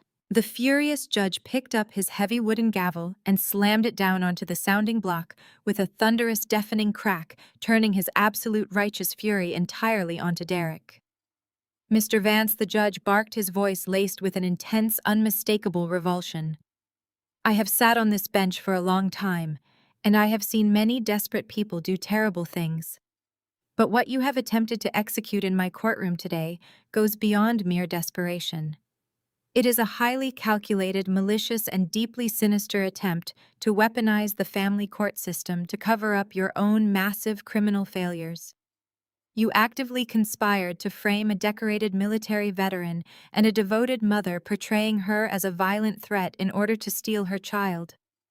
You intended to use that innocent 6-year-old girl as a bargaining chip to save yourself from federal prison. Your actions demonstrate a complete and utter lack of moral character, Mr. Vance.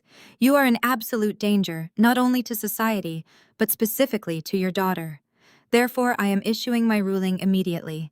I am hereby granting Diana sole, undisputed legal and physical custody of the minor child Mia. The judge declared, his words falling like heavy stones into the silent room. Mr. Vance, your parental rights are entirely suspended pending the outcome of your federal criminal trial.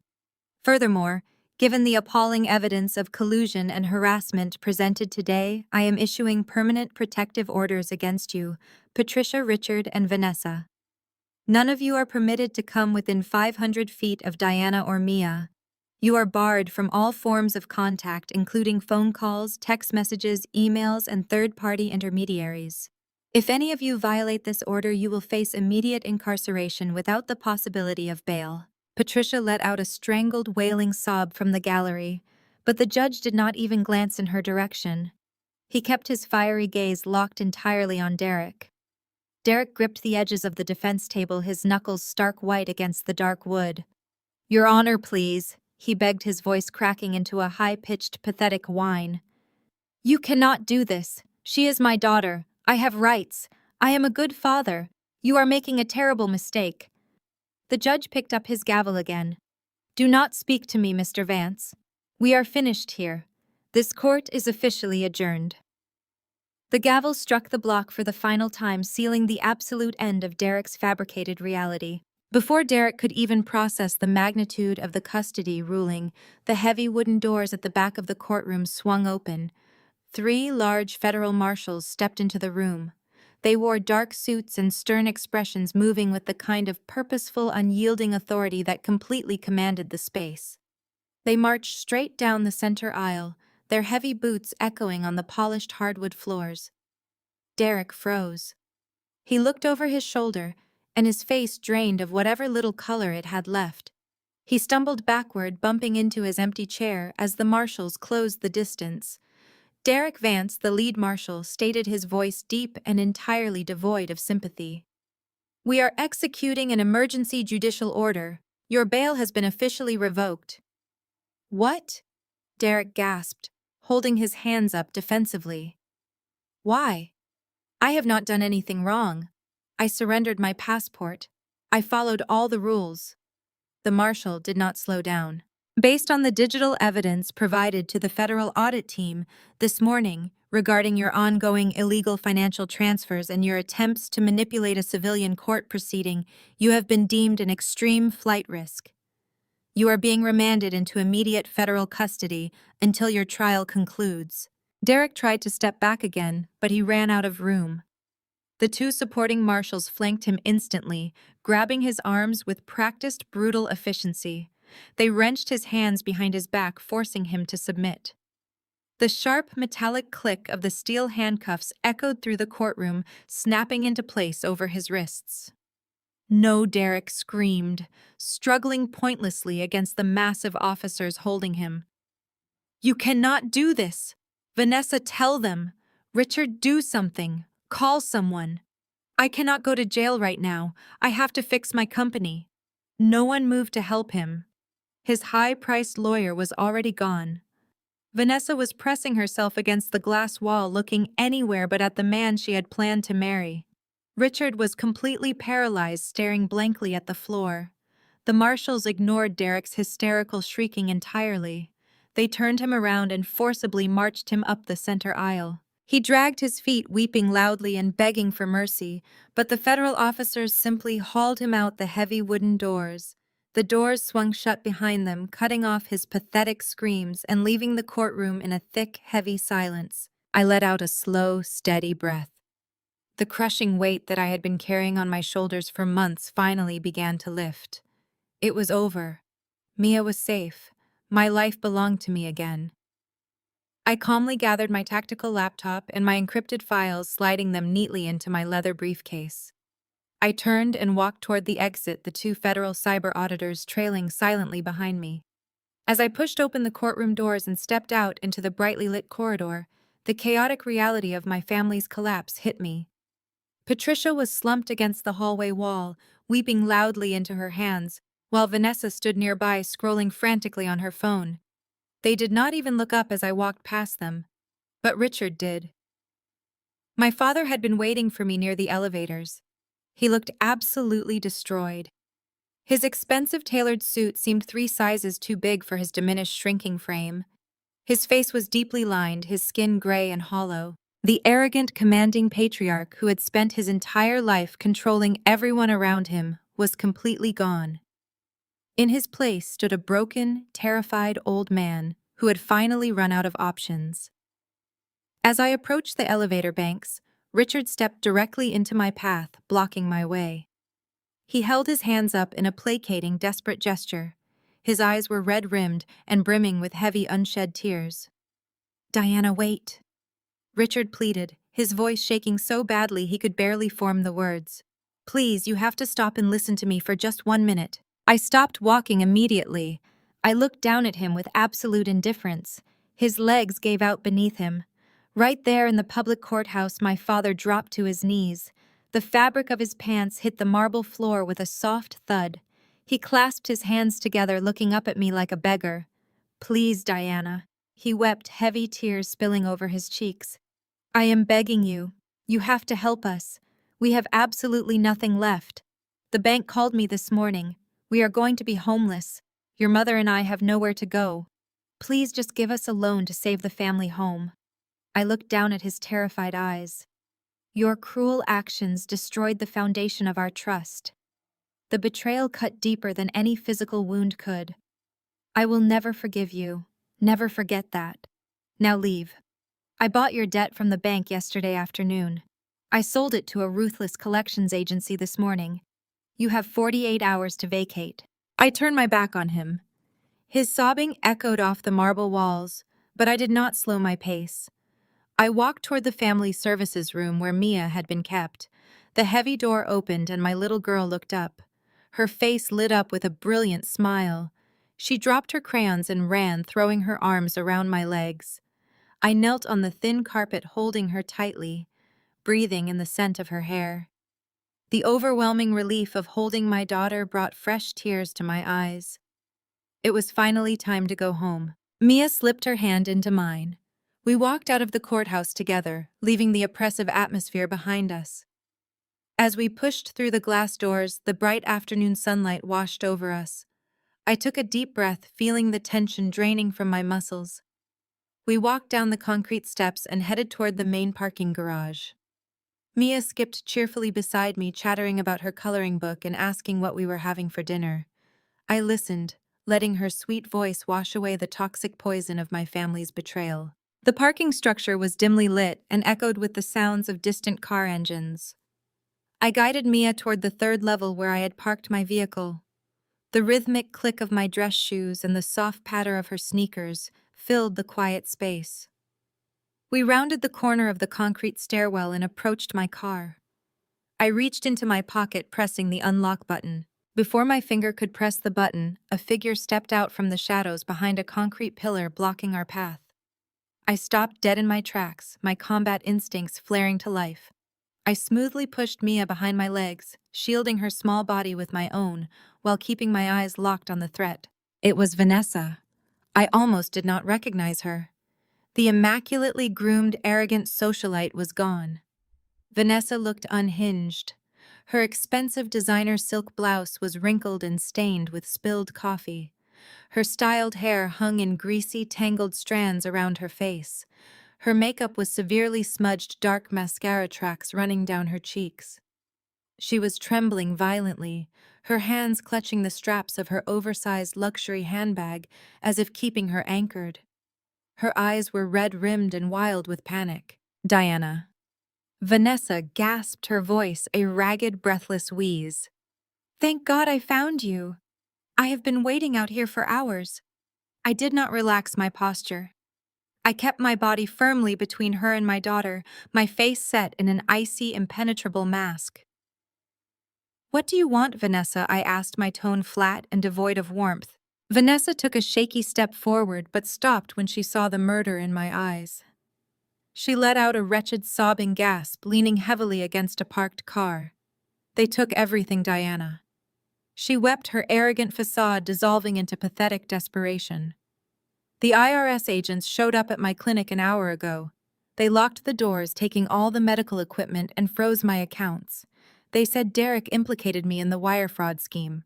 I am personally liable for the stolen funds." I stared at her, watching the consequences of her own greedy, malicious choices finally catch up to her. I felt no pity. "I cannot go home," Vanessa sobbed, wiping her nose with the back of her trembling hand. "The feds are waiting at my apartment to confiscate my personal assets. My credit cards are declining. I have absolutely no cash. Mom and Dad are not answering their phones. Derek is in federal custody, and his lawyer will not speak to me. I have nothing left, Diana. I am completely broke." I remained entirely silent, letting her wallow in her self-created misery. "Please, Diana," Vanessa begged, dropping her handbag to the concrete floor. She reached her hands out toward me, palms turned upward. You have to help me. I am your younger sister. We are family. You are supposed to protect me. I know I made bad choices, but you cannot leave me out here on the street. I have nowhere to go. Let me stay at your house for a few days until I figure out a legal strategy or access hidden funds. Please, I will do whatever you want. I will apologize every day. Just give me a safe place to sleep tonight. Her desperate whining echoed through the damp concrete parking garage. She was using every manipulative tactic she had ever learned, attempting to weaponize our shared childhood to save herself from the disaster she had actively participated in creating. She genuinely believed I would eventually cave to my inherent sense of duty and rescue her. I looked at the woman who conspired to label me a violent threat. I looked at the sister who actively aided Derek in his plot to strip my daughter away from me, just so she could fund her vanity clinic. She wanted to play the victim now that she had lost. I kept my left arm securely extended backward, resting my hand gently against Mia to ensure she stayed safely behind me. With my right hand, I slowly reached into my uniform pocket. I pulled out my leather wallet and unclasped it. Vanessa stopped crying for a second, her tear-filled eyes tracking my movement. A brief, pathetic spark of hope flashed across her ruined face. She thought her begging had worked.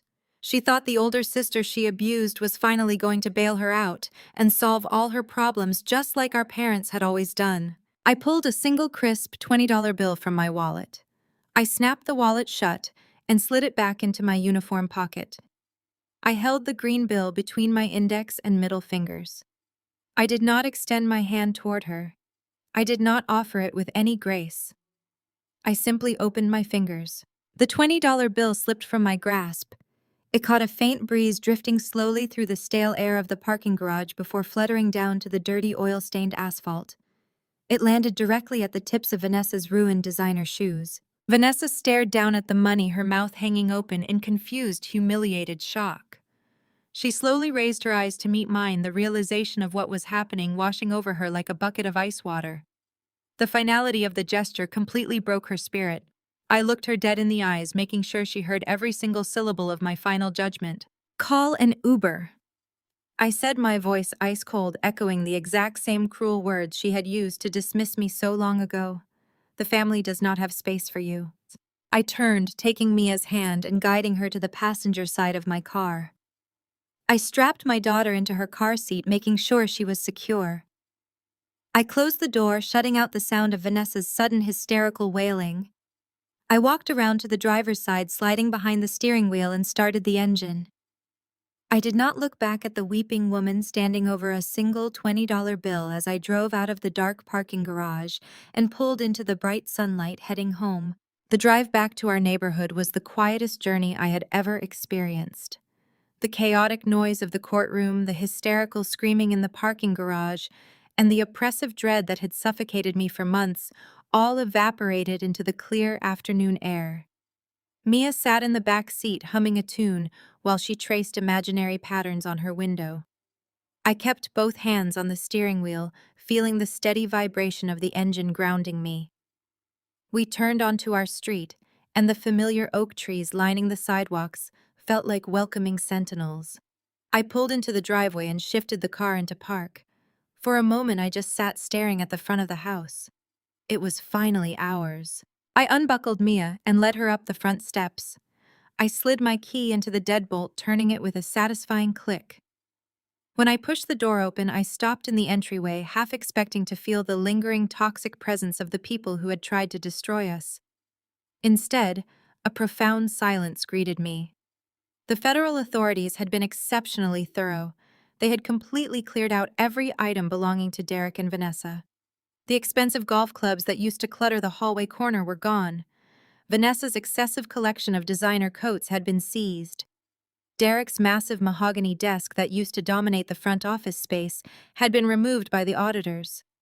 The house felt remarkably vast, clean, and quiet. I walked through the living room, letting my fingers trail along the back of the sofa. Despite the physical removal of their belongings, the ghosts of their betrayal still clung to the walls. I could almost hear Derek's condescending voice echoing from the kitchen. I could almost see Vanessa lounging on the patio furniture sipping wine while she subtly undermined my confidence. The house needed more than just a physical cleaning. It needed an emotional purge. I immediately went to the utility drawer and grabbed my tool bag. I marched to the front door and unscrewed the deadbolt, sliding the old cylinder out and replacing it with a brand new brass locking mechanism I had purchased weeks ago. I went to the back door and did the same. Every physical access point to our sanctuary was officially secured. But the paint colors still bothered me. The dining room was a sterile gray that Derek had chosen because he claimed it looked more executive. The guest room where Vanessa had temporarily stayed was painted a pale, sickly beige. I hated those colors. They represented a time when I had compromised my own comfort to keep the peace. I looked down at Mia, who was watching me swap out the locks with wide, curious eyes. I asked her if she wanted to help me make the house look brand new. Her face broke into a brilliant smile and she nodded eagerly. We drove to the local hardware store and loaded the cart with gallons of vibrant paint. We bought canvas drop cloths, thick wooden rollers, and 2 sets of painting coveralls. By the time we returned home, the late afternoon sun was casting long golden shadows across the hardwood floors. We dragged the furniture into the center of the living room and spread the canvas cloths over the floorboards. I helped Mia step into her oversized white coveralls, rolling up the sleeves so her small hands could grip the brush. I popped the lid off a gallon of rich golden yellow paint. It was the color of a sunrise. It was the exact opposite of the sterile environment Derek had forced upon us. I poured the paint into the plastic trays and handed Mia a small roller. We started on the main wall, working side by side. I watched her stretch her little arms, pushing the roller up and down, leaving bright tracks of yellow over the dull gray. The physical labor felt cathartic. With every stroke of the brush, I was wiping away the memories of the gaslighting, the manipulation, and the disrespect. I was taking back my territory inch by inch. Maya worked diligently, her tongue sticking out the side of her mouth in deep concentration. She had a streak of yellow paint across her forehead, but she did not seem to care. She was no longer the trembling, anxious child who had been terrified by the constant yelling and the subtle emotional warfare that used to define this house. She was relaxed, breathing easily and completely safe. Mia paused her rolling and looked up at me, her small hands gripping the plastic handle of her brush. "Daddy said you would not come back," she said, her voice quiet but remarkably steady. "He told me you went away because you were too sick to be a mommy anymore." I stopped painting. The sheer cruelty of Derek's lies struck me like a physical blow, but I did not let the anger show on my face. I set my roller down and knelt on the canvas drop cloth, bringing myself right down to her eye level. I looked into her beautiful, innocent eyes and saw the absolute trust she held for me. "And what did you say to him?" I asked, my voice soft and encouraging. Mia stood a little taller, squaring her small shoulders. "I told him he was wrong," she stated with absolute conviction. "I told him my mommy is a soldier, and soldiers always come back to finish the mission." Tears pricked the corners of my eyes, blurring my vision. I reached out and pulled her into a fierce, tight embrace, wrapping my arms around her paint-covered body. I held my daughter, pressing my face into her hair, feeling her small heartbeat against my chest. "You were exactly right, my brave girl," I whispered fiercely into her ear. "I am never going to leave you. No one is ever going to hurt you or lie to you again. The cycle of abuse, the manipulation, the fear, it all ends right here in this room with us. We are safe now." Mia squeezed me back, her little arms wrapping around my neck. I held her for a long time, letting the truth of those words settle deep into the foundations of our home. By the time the sun fully set below the horizon, we had completely transformed the living room. We washed the paint off our hands in the kitchen sink and ordered a large pepperoni pizza, eating cross-legged on the bare floorboards in complete, unbated peace. After dinner, I carried a yawning Mia upstairs and tucked her into bed. She fell asleep almost immediately. I walked back downstairs into the living room. I built a small fire in the stone fireplace, wrapping a thick blanket around my shoulders. The profound silence of the house was an absolute luxury. I picked up the television remote and turned on the local news station, wanting a little background noise. The large screen mounted on the wall flickered to life. The camera cut to the main desk where the anchor sat looking serious. Behind him, a graphic flashed displaying the words "Breaking News." We interrupt our regular broadcast tonight to bring you a breaking story regarding a massive local scandal. The anchor announced, his voice steady and grave. Federal authorities have just released a shocking preliminary report detailing an extensive web of corruption, wire fraud, and targeted harassment originating right here in our city. I pulled the thick woven blanket tighter around my shoulders, leaning forward on the sofa, as the anchor's face was replaced by a familiar mugshot. Derek's face filled the screen. He looked pale and terrified, stripped of his expensive suits and the arrogant sneer he wore like armor. The news anchor's voice narrated the details of his spectacular downfall over a montage of federal agents carrying heavy cardboard boxes out of his corporate office building. Derek Vance, the former head of Vance Cybersecurity Solutions, has been formally indicted on 34 counts of federal wire fraud, money laundering, and attempting to manipulate the family court system, the anchor reported. If convicted on all charges, Vance faces a maximum sentence of 20 years in federal prison without the possibility of parole. I watched the footage of my ex-husband being led out of the courthouse earlier that afternoon, the very same courthouse where I had just secured my daughter's freedom. His head was bowed, his wrists securely locked in heavy steel handcuffs. Reporters shouted questions at him, shoving microphones toward his face, but Derek kept his eyes glued to the concrete pavement. He looked utterly broken. The grand delusions he harbored about his own intelligence and invincibility had entirely evaporated, leaving behind nothing but a cowardly criminal who had finally run out of lies to tell. The broadcast seamlessly transitioned to the next segment of the breaking story. But Vance did not act alone. The anchor continued, his tone shifting to convey even more scandal. Federal prosecutors have also targeted several co-conspirators who facilitated this massive financial scheme. The camera cut to a live remote feed standing in front of a sleek, modern building. I immediately recognized the expensive glass facade of Vanessa's Vanity Wellness Clinic, the clinic she had funded using the money Derek stole from my accounts. The reporter on the scene gestured to the glass doors, which were now crisscrossed with bright yellow federal caution tape. Just hours ago, IRS agents descended upon this high-end cosmetic facility, the field reporter stated, holding a microphone against the evening wind. Clinic owner and local socialite Vanessa Adams was taken into custody, facing multiple charges of severe tax evasion and accessory to federal wire fraud. The screen flashed to amateur cell phone footage captured by a bystander. It showed Vanessa being forcibly escorted out of her clinic by two stern female federal agents. She was screaming hysterically, trying to hide her face behind her messy hair, as the agents marched her toward a waiting black sport utility vehicle. Her arms were restrained behind her back, the metallic glint of handcuffs catching the harsh glare of camera flashes. The reporter noted that all of her personal and business assets had been officially seized to pay back the stolen funds, leaving the once prominent clinic owner entirely destitute. I watched her struggle against the agents, remembering the pathetic $20 bill I had dropped at her feet just a few hours prior. She had traded her family and her soul for luxury, and now she was heading to a federal holding cell. The news anchor reappeared on the screen, shaking his head slightly before reading the next line of his teleprompter.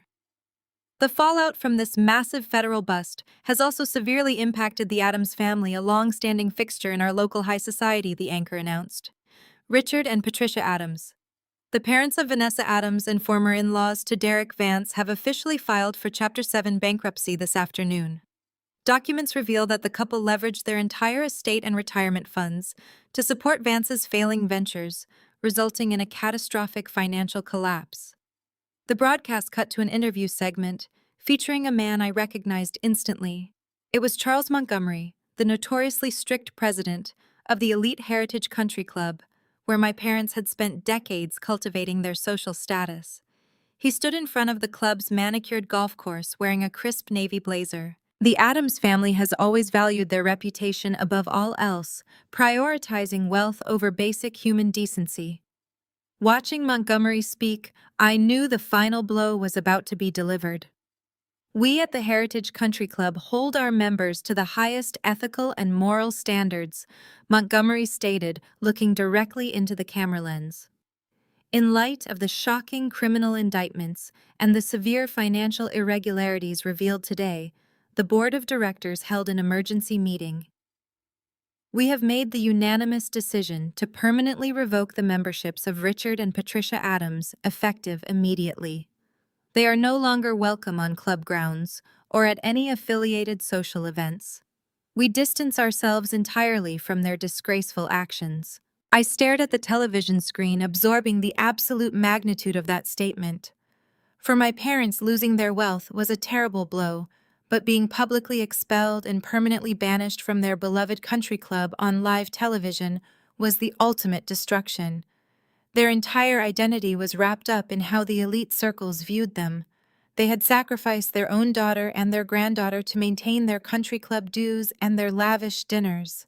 Now they had absolutely nothing. No money, no home, no prestigious social circle to hide behind.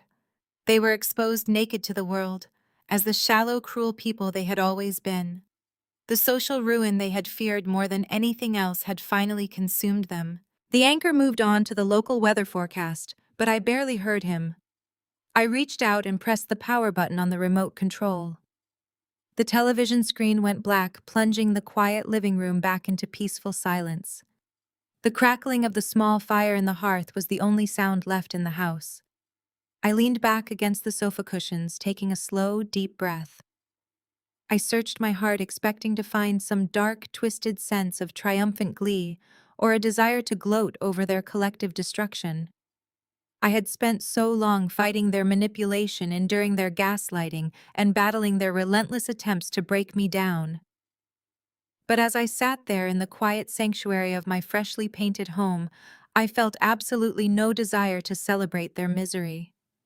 I felt no gloating at all. Instead, a profound, heavy sense of closure washed over me. The universe had simply balanced the scales. I had not destroyed them. I had not stooped to their level of illegal schemes or malicious character assassination. I had simply held my ground. I had strictly enforced my boundaries, utilized my tools, and trusted the absolute authority of the law. They had dug their own graves with their greed and their arrogant belief that the rules did not apply to them. The toxic cycle was broken and I was finally free. As I watched the orange flames dance gracefully in the fireplace, a sharp ringing sound broke the comfortable silence. I glanced down at the coffee table where my secure federal mobile device was vibrating violently. The encrypted screen glowed brightly, casting a pale blue light across the dark wood. I leaned forward and picked it up. The caller identification perfectly displayed the heavily restricted clearance seal of the Cyber Intelligence Division. It was my commanding officer, Director Harrison. He rarely called this specific encrypted line unless a mission-critical development had occurred concerning my long-term career.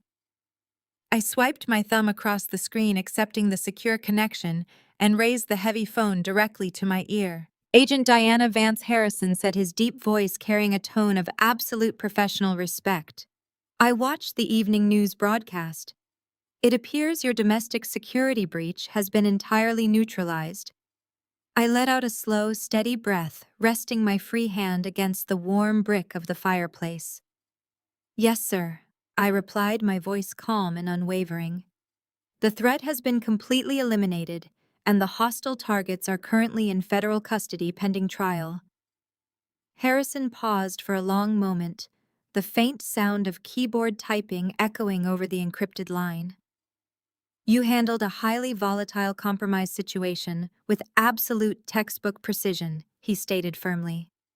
You protected a civilian dependent, maintained your strict operational integrity, and utilized the correct legal channels to completely dismantle a massive financial fraud network.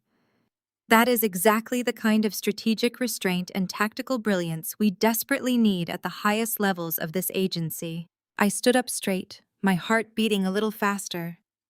"Thank you, sir," I said simply. "I am calling tonight to personally inform you that your probationary leave is officially over," Harrison continued. "Furthermore, based on your exceptional performance record and your flawless handling of this recent crisis, I am formally promoting you to the position of Senior Director at our stateside Cyber Command Division. You will be running the entire domestic threat analysis sector out of the regional headquarters right here in the city." The absolute magnitude of his words washed over me like a tidal wave of relief. A senior directorship meant a permanent stationary assignment. "Are you saying what I think you are saying, sir?" I asked, my voice thick with sudden, overwhelming emotion. "You are permanently grounded, Diana," he confirmed, a rare hint of genuine warmth entering his strict, authoritative tone. "You will never have to pack your bags and leave for an overseas deployment ever again. Your operational focus is entirely domestic from this point forward. You can go home every single night and be a full-time mother to your daughter." I closed my eyes, feeling a hot tear slip down my cheek. I had fought so incredibly hard to keep Mia safe, and now the universe was finally rewarding that painful fight with the ultimate prize. "I gladly accept the position." "Director," I said, wiping my face. "He told me to enjoy the rest of my peaceful weekend and report to the regional office on Monday morning before ending the secure call." I lowered the heavy phone to my side, staring deeply into the dancing orange flames of the crackling fire. The heavy, crushing burden of constantly packing my tactical bags and leaving my little girl behind was finally gone forever. 6 months passed, transforming our daily lives into something beautifully unrecognizable. The harsh, bitter winter melted away, giving way to a bright, vibrant spring that breathed beautiful new life into our quiet, tree-lined neighborhood. I woke up on a wonderfully warm Saturday morning to the sweet smell of fresh air flowing through the open windows. The joyful sound of Saturday morning cartoons played softly from the living room television. I stretched my arms high above my head, feeling completely rested and energized. There was absolutely no anxiety gnawing at the pit of my stomach. There was no heavy dread about facing a house full of hostile, manipulative people. There was only absolute, unshakable peace radiating through every single room of our home. I got out of bed and walked downstairs into our newly painted bright yellow living room. Mia was sitting on the soft plush carpet surrounded by her wooden building blocks, wearing her favorite superhero pajamas. She looked up and beamed brightly, running over to give me a fierce, tight morning hug. We walked into the kitchen together to make fluffy chocolate chip pancakes with fresh strawberries. Our house had become a true, safe sanctuary. It was no longer a cold executive showpiece specifically designed to impress shallow, arrogant country club members. It was a real home filled with warmth, bright, natural light, and constant, genuine laughter. The freshly painted walls were covered in Mia's colorful finger paintings and beautifully framed photographs of our new chosen family.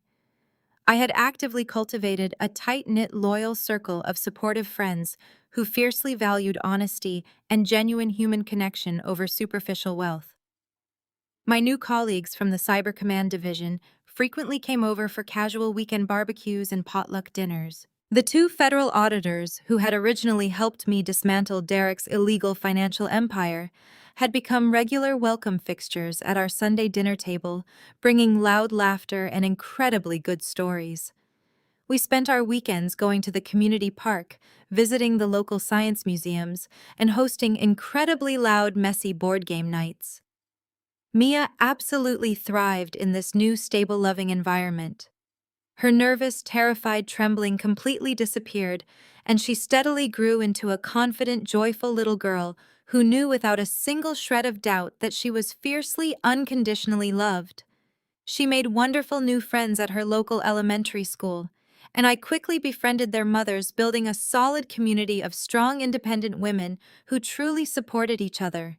We did not care about expensive designer brands, luxury cars, or exclusive elite social statuses. We solely cared about showing up for one another when it truly mattered. While our beautiful new lives flourished brilliantly in the light, the toxic, abusive people who had tried to completely destroy us were enduring the severe natural consequences of their own malicious greed. I occasionally heard minor updates through various legal channels, but I remained completely emotionally detached from their pathetic existence. Derek was currently serving a grueling 20-year sentence in a heavily guarded maximum security federal penitentiary.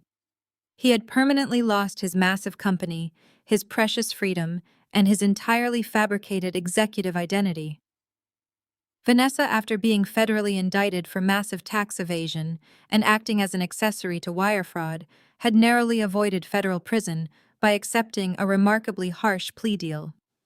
The judge stripped her of every single luxury asset she owned, leaving her completely bankrupt. She now worked a physically exhausting minimum wage retail job, taking the public city bus to work every single morning, because the federal government had permanently seized her expensive luxury vehicle to pay back her massive stolen debts. Richard and Patricia had completely lost their sprawling, magnificent estate and were legally forced to move into a tiny, cramped one-bedroom apartment in a decaying, crime-ridden part of the city. Stripped of their stolen wealth and their highly cherished country club membership, they had become complete social pariahs, entirely shunned by the very elite circles they had worshipped their entire pathetic lives. They had eagerly traded their own family for stolen money, and in the bitter end, they lost absolutely everything. They were entirely severed from my world, permanently barred by strict federal restraining orders from ever approaching us again. I stood at the kitchen island pouring a fresh cup of coffee. I looked out the back window into the lush green yard. Mia was running across the grass chasing a bright red butterfly with a joyous shout. The morning sunlight caught her dark hair, making it shine in the gentle breeze. I took a slow sip of the warm coffee, feeling a profound sense of gratitude wash over my soul. The long, brutal war was finally over, and the good guys had won. I had successfully protected my daughter, reclaimed my home, and secured my future. We were safe, we were genuinely happy, and our beautiful new life was just perfectly beginning. Later that afternoon, Mia came running into the kitchen carrying a large sheet of construction paper against her chest. Yellow paint covered the tips of her fingers, and a bright streak of blue crossed the side of her cheek. She looked so excited that she could barely stand still. "Mommy, you have to come see this," she announced, grabbing my hand. I allowed her to pull me into the living room. Spread across the newly painted floor was a miniature cardboard house she had created for a school project. The walls were painted the same warm yellow as our living room. Tiny paper flowers lined the front walkway, and two small figures stood beside the cardboard door holding hands. One figure wore a dark blue jacket, the other wore a bright red superhero cape. I knelt beside the model, studying every carefully placed detail. "What is the project about?" I asked. Mia sat cross-legged beside me and straightened the crooked paper roof. "My teacher asked us to build a place where we feel safe," she explained. "Some kids made castles and some made spaceships. I made our house because this is where nobody yells at me anymore." The simplicity of her answer struck deeper than any courtroom ruling or federal indictment ever could. For months, I had measured victory through frozen accounts, legal documents, and criminal convictions. But sitting on that floor beside my daughter, I finally understood that none of those things represented the true outcome of the battle. This did. A child who no longer flinched when a door opened. A child who could sleep through the night without waking from nightmares. A child who believed that home was not a place where she had to remain silent to avoid punishment. I pointed toward the small figure wearing the superhero cape. "Is that supposed to be you?" Mia nodded proudly. Then she pointed to the figure in the blue jacket. "And that is you. I did not give you a cape because you do not need one. You already know how to save people." I felt my throat tighten. I pulled her close and kissed the top of her head. For years I had believed strength meant enduring every mission without complaint.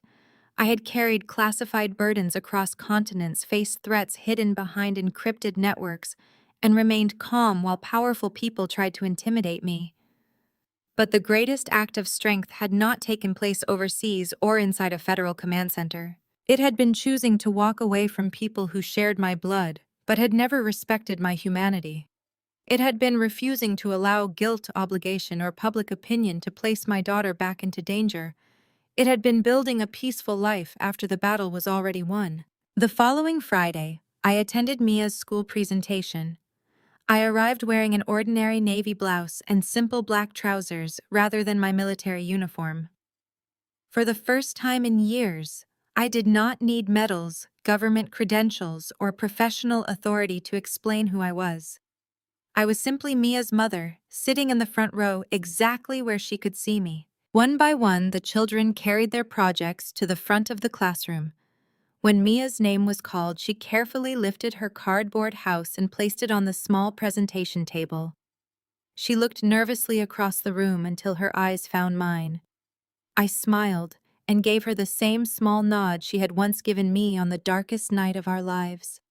Her shoulders relaxed immediately. "This is my safe home," Mia told the class. "My mommy had to go away for work before, but she always came back. Now she works close to home and she picks me up from school. Bad people are not allowed inside anymore because my mommy says being family does not give someone permission to hurt you." Several parents turned toward me, but I kept my attention entirely on Mia. She continued explaining the bright walls, the paper flowers, and the two figures standing together at the door. When she finished, the classroom filled with applause. Mia ran directly toward me and threw herself into my arms. I lifted her from the floor, laughing as she wrapped her arms tightly around my neck. On the drive home, we stopped at a small neighborhood bakery and bought 2 chocolate cupcakes to celebrate. We ate them on a bench beside the park while the evening sunlight filtered through the trees. There were no reporters, no federal agents, and no screaming relatives demanding that I surrender my boundaries. There was only the sound of children playing birds moving through the branches, and Mia laughing when frosting landed on the end of my nose. I once believed justice would feel like watching the people who betrayed me lose everything. But their downfall was never the part that healed me. Justice was sitting beside my daughter without fear. Justice was knowing that no one could use love marriage or family loyalty as a weapon against us again. The law had punished their crimes, but peace was the victory I had claimed for myself. I looked at Mia running toward the playground and understood that the past no longer controlled the direction of our lives. The people who tried to destroy us had become nothing more than a closed chapter. They could not enter our homes, shape our future, or define who we were. Justice had not restored the family I thought I had. It had given me the freedom to build the family we deserved. The most profound lesson we can draw from this story is that true justice does not require you to compromise your personal integrity. When faced with manipulation, cruel gaslighting, and outright betrayal from those who are supposed to be family, the natural human instinct is often to fight back using their own toxic weapons. However, as we clearly see through this journey, the ultimate victory lies in maintaining your boundaries and refusing to sink to their level. You never need to plot revenge to defeat narcissistic or abusive people. You simply need to strictly enforce your limits, trust the truth, and let their own arrogance become their inevitable undoing. Greed and cruelty are inherently destructive forces. Those who build their lives on lies, fraud, and the exploitation of others will eventually run out of ground to stand on. By focusing her energy entirely on protecting her daughter and securing her own safe sanctuary, our protagonist allowed the consequences of the abuser's actions to finally catch up with them. The universe balances the scales not through our vindictive actions, but through the undeniable weight of the truth. When you stop engaging in their chaotic games, you free yourself to build a life of genuine peace, warmth, and unshakable success. Please share your own powerful stories of resilience in the comments below, especially if you have ever had to walk away from a highly toxic environment and let karma handle the rest. We want to hear how you found the immense strength to maintain your strict boundaries when it felt like everyone was against you. If this journey of reclaiming peace and finding justice resonated with you, hit the like button and subscribe to our channel for more empowering stories. Remember, your peace is your ultimate power and nobody can take it.